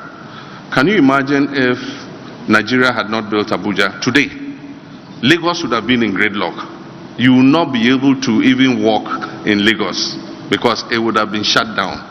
So I said we must start thinking about creating a new city and moving some of the agencies and departments out of the city. But of course, we must connect the two cities with good transportation networks so that people can go back and forth. And aside from that, it gives us an opportunity to plan that city better and ease the gridlock in Accra. It is not an immediate project. I said I envisage that it will take about 20 years to complete, but we must start somewhere. And that's why I said we'll start the feasibility and planning in the 4 years that I'm president. Other people will come and begin to implement. And we have the opportunity because the Volta Lake and the river are there. There will be access to clean water. We can make it a smart city where the services are provided. There will be no kiosk and containers littered all over the place. We will provide markets so that if you want to go to the market, there's a properly organized market and everything. There are supermarkets, there are schools, there are parks for recreation and all that. We can even make it a tourist center. We can create amusement parks so that families can go there and have amusement. We can have a water park. We have no water park in this country where you can go with your family and have a nice time. And so I've envisaged that if we start towards it, we might not live to see the end of it for some of us, but our children and our children's children will benefit from the establishment of a new city like that. Will you review the IMF policy? We will not cancel the IMF policy. It is a policy that our government has signed on to, and they signed on behalf of government of Ghana. Indeed, when the crisis was reaching epic proportions, we actually asked them to go to the IMF for support, because this economy was going to crash, and it would have crashed with severe consequences. And you remember, we will not go to the IMF. We will not go to the IMF today, tomorrow, or as long as we remain in power. We will not go to the IMF. We will not go to the IMF. Eventually, we told them that if you don't go to the IMF walking, you will go in an ambulance. And they ended up there in an ambulance. And so the conditionalities are more stringent than if we had gone earlier. And so, yes, we've landed in the IMF. We will work with the IMF. There are opportunities in the agreement for tweaking the agreement in some ways, not cancelling it. And so, as a new government that comes, we immediately have to say to the IMF, look at the conditionalities that we're giving and see how we can tweak them to suit our present circumstances. Things are clearer now, because at the time they signed the IMF agreement, the debt restructuring had not been concluded. Today, it has been concluded, even with the international bondholders. And so we have a more predictable trajectory about how our loans are going to have to be repaid. Even this year, we're supposed to pay $400 and something million of the debt. I don't know where government is going to get that money. We probably will use some of the money the IMF themselves are giving us to pay for it. And that will create problems for the city, because we don't have the kind of injection of foreign currency that we should have. I'm committed to the affirmative action bill. The last time I met with the Speaker, I urged him to make sure that he passes it in his term as Speaker, and that the women of Ghana will be very grateful to him if he's able to pass the affirmative action bill before the life of this Parliament ends. Historically, it's one of the bills that has lasted the longest under consideration. And I think that the time has come for us to have an affirmative action bill. That one and the amendment to the Citizens Bill to allow our dual citizens to participate even in a greater way in the administration of this country. And so that bill too should be passed. The dual citizens should be amended to allow dual citizens to be able to participate. Those two bills are pending before Parliament, and I urge the Speaker to make sure that he passes them before the life of this Parliament ends. General elections, yes, I remember under Charlotte was saying, she announced that their website had been hacked, and so they should continue compiling the ballots with the manual system. And that's why we have a manual system and we have an electronic system. The electronic system makes tallying faster, but it does, even though it goes ahead and makes it faster, the manual system must also conclude before the elections are declared, because eventually the pink sheets are the name of the game. And so in 2016 and 2020, I wouldn't blame the Electoral Commission completely, because the electoral process affords us certain instruments and levers to be able to police the poll. And I must say that, unfortunately, our preparation in terms of using the processes the electoral process affords us to police the poll were not effectively used. I can tell you we've learned the lessons from that time. And this time, it is going to be close marking. We're going to put the right people at the polling stations. And for those of you who are NDC supporters, we're asking for volunteers. We want to know which polling station you are voting in. We'll train you. And on that day, you will sit there for us. So those of you media people who are NDC supporters, I beg you, give us your names. In the morning, you won't go and vote and go away. You vote and sit at your polling station. We would have trained you, and you'll be our agent there to make sure that the right thing is done.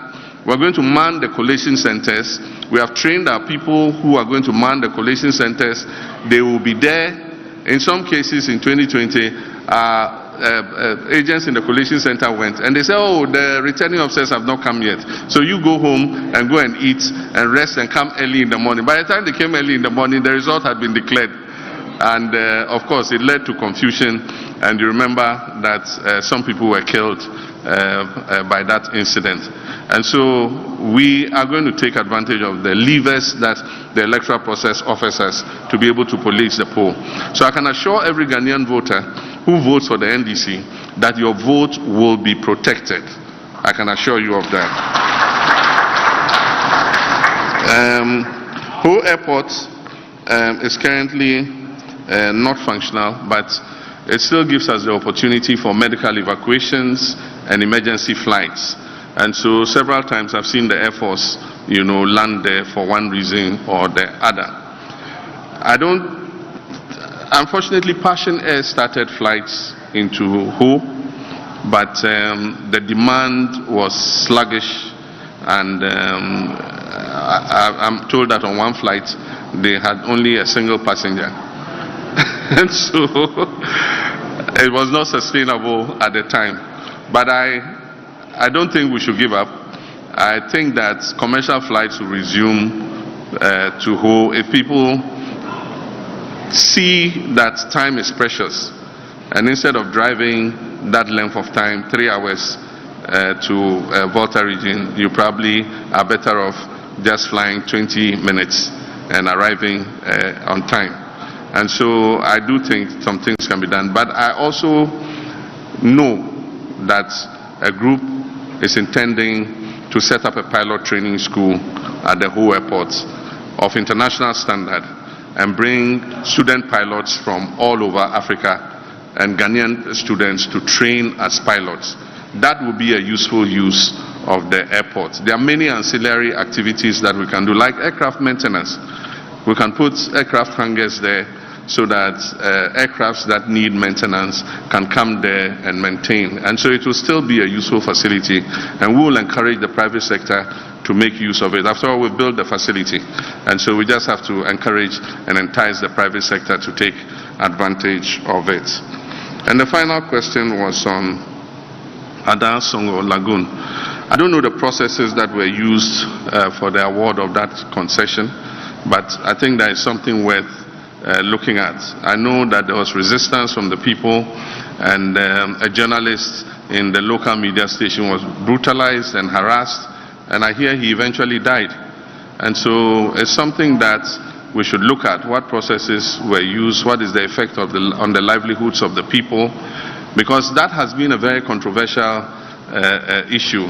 I remember that there was a company before, Vacuum Salt, that did the same thing. There were run-ins with the people, and eventually the PNDC had to come in and streamline things. So I really don't know what has happened in this case, but of course if we come, we'll take a look at it and see what amelioration is possible in that regard.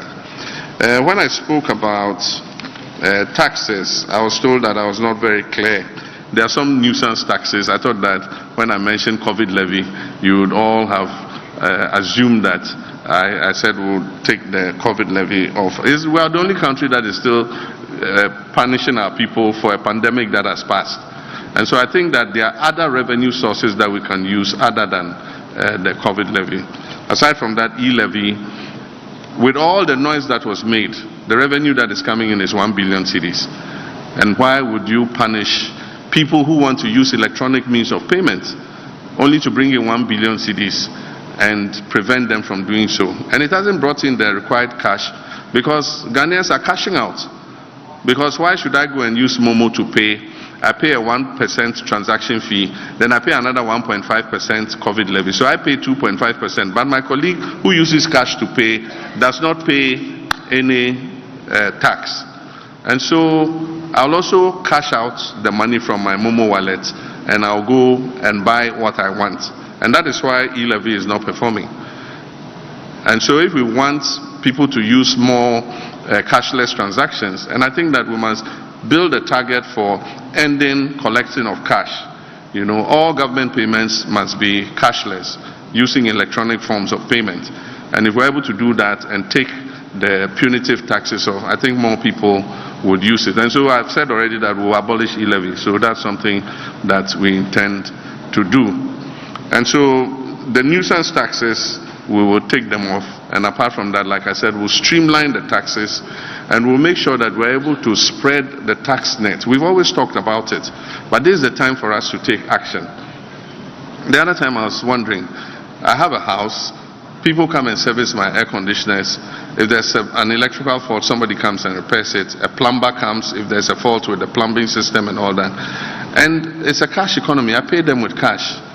And I wonder, who takes tax from all these people, all these workmen, all these artisans? At least they must pay a small percentage of that so that they also are bearing the burden of the tax net.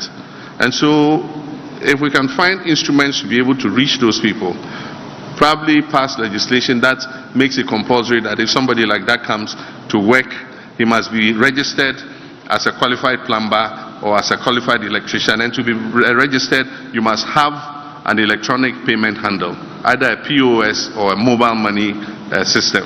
You must have a means where if you pay him, a small percentage of it goes into the tax net. That will bring more people into the tax net. But these are ideas that we are still distilling, and the details of it will be in our manifesto when we launch in August. You will see the meat and the issues that are captured in that manifesto. I thank you very much. Hello, sir. Omaru's question on whether or not you scrap the office of special prosecutor, and Kwekwe Uzeje says he didn't get your answer on what you would do for the customers of the collapsed banks and Men's Gold. Claire. I answered on Men's Gold, but the collapsed banks, I said that we'll restore the licenses of banks that were unjustifiably taken. You see, the significance of that whole thing is that those banks that were closed were the banks that held the investment of indigenous Ghanaians in the banking sector. Before, most banks were foreign banks until we encouraged Ghanaians to enter the finance and banking sector. And a lot of people like Dr. Undum, Dr. Kwabena Dufo, Heritage, and all those other banks that were closed put their monies in, got licenses, and UT Bank and all of them. And they run successful operations. You see, those banks were the banks in the riskier end of the market because they were the ones doing SME lending. And SME lending is the most risky part of the banking sector. The foreign banks lend to big customers, the Unilevers of this world and big customers like that. And those lendings are not risky because the establishments are known and they know that they'll get their money back. And so you could expect that definitely the banks that were working in the SME sector, which is the riskier end of the market, will have liquidity problems based on bad debt and all that. But the answer was not to clean them out, shut them down, throw more than 10,000 banking professionals onto the streets, and incur a debt of 25 billion Ghana cedis when you could have resolved the matter with less than 5 billion. Because the reason for which they were closed was that they should increase their reserve requirements to 400 million. And so if 10 banks were closed, 400 million is 4 billion.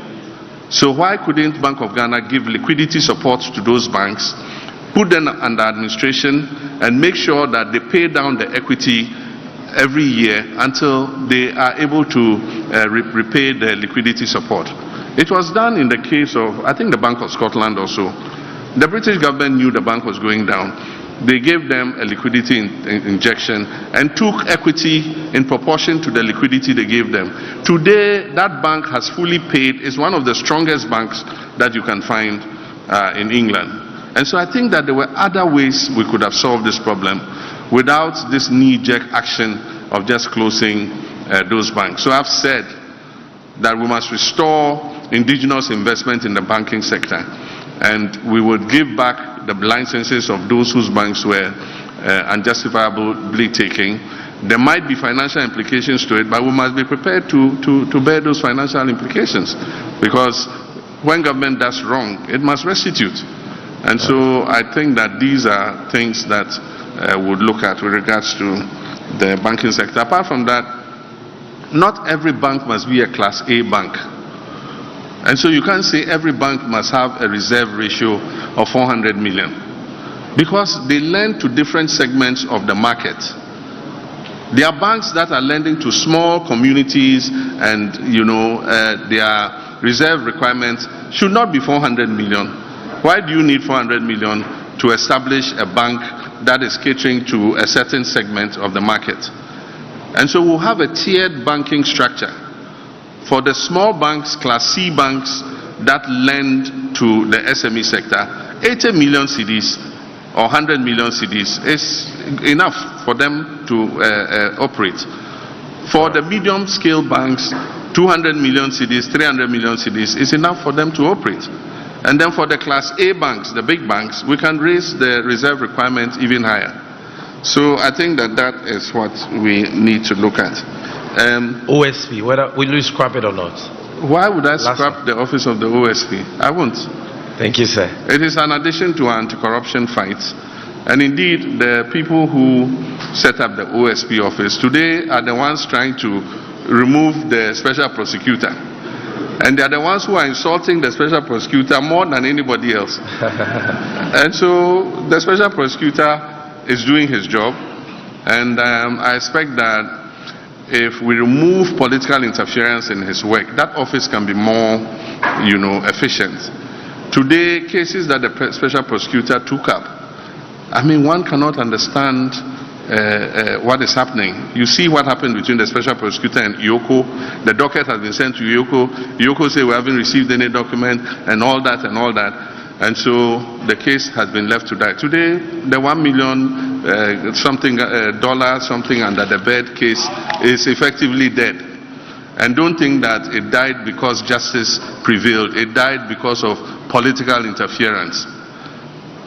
Another case, PPA, went to court and the judge ordered the unfreezing of the accounts. The day he ordered the unfreezing of the accounts, the next day all the money was withdrawn from the accounts. And so we need to create an environment where the special prosecutor can work and work on behalf of the people of Ghana. And so I will not scrap that office. I will strengthen that office to be able to investigate those who are leaving office, who have been harassing the prosecutor, and also investigating my people who will fall foul of the law. Thank you very much. Thank you very much, Your Excellency. Ladies and gentlemen, I think you will agree with me that what has happened in this auditorium this evening is historic. 2 hours of questions and answers. I have never seen any opposition leader do this. And Your Excellency, I think you need to tell us the secret of your stamina. But even me, because even me, my young bones are suffering here. Thank you very much for what you've done for us. Now, ladies and gentlemen, my job is done. I will hand over to my sister Joyce Muktari Bawa, who will be closing us. Thank you.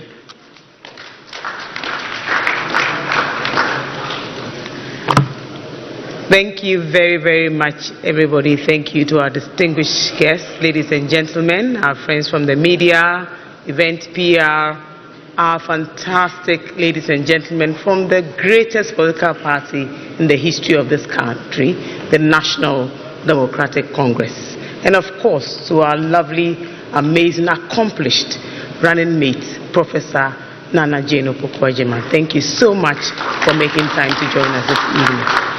And yes, to all the cameramen, to the JM bloggers, and all you wonderful people who have made the last 3 hours such an illuminating experience. We are indeed very grateful. To my boss, my favorite gentleman, affable, kind, warm, knowledgeable, full of wisdom. Thank you so much for the enthusiasm, for your energy, sir. And yes, for responding to each and every question that you received tonight. And hopefully, all of our brothers and sisters here will indeed put you to strict proof tomorrow morning as the clock starts and everybody starts to ask questions. We will all be available to answer any other questions you have and whatever clarifications you seek. So on behalf of all of us here at the NDC, at the Office of the Flag Bearer, I bid you all safe journeys to your homes and Godspeed, and to say that we are very, very grateful to you, each and every one of you, for making the time. So yes, I think that it's still my responsibility to say a very short closing prayer. So may I ask all of us to please rise up to express our gratitude to God.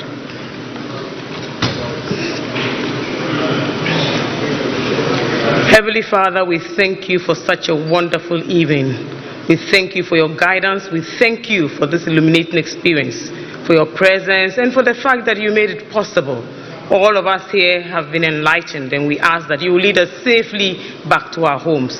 As the campaign gears up to a good start, Father, we invite you into our campaigns, we invite you into our lives, into our messages, and we ask you that all of us here will work very, very hard to build the Ghana that all of us will be proud of.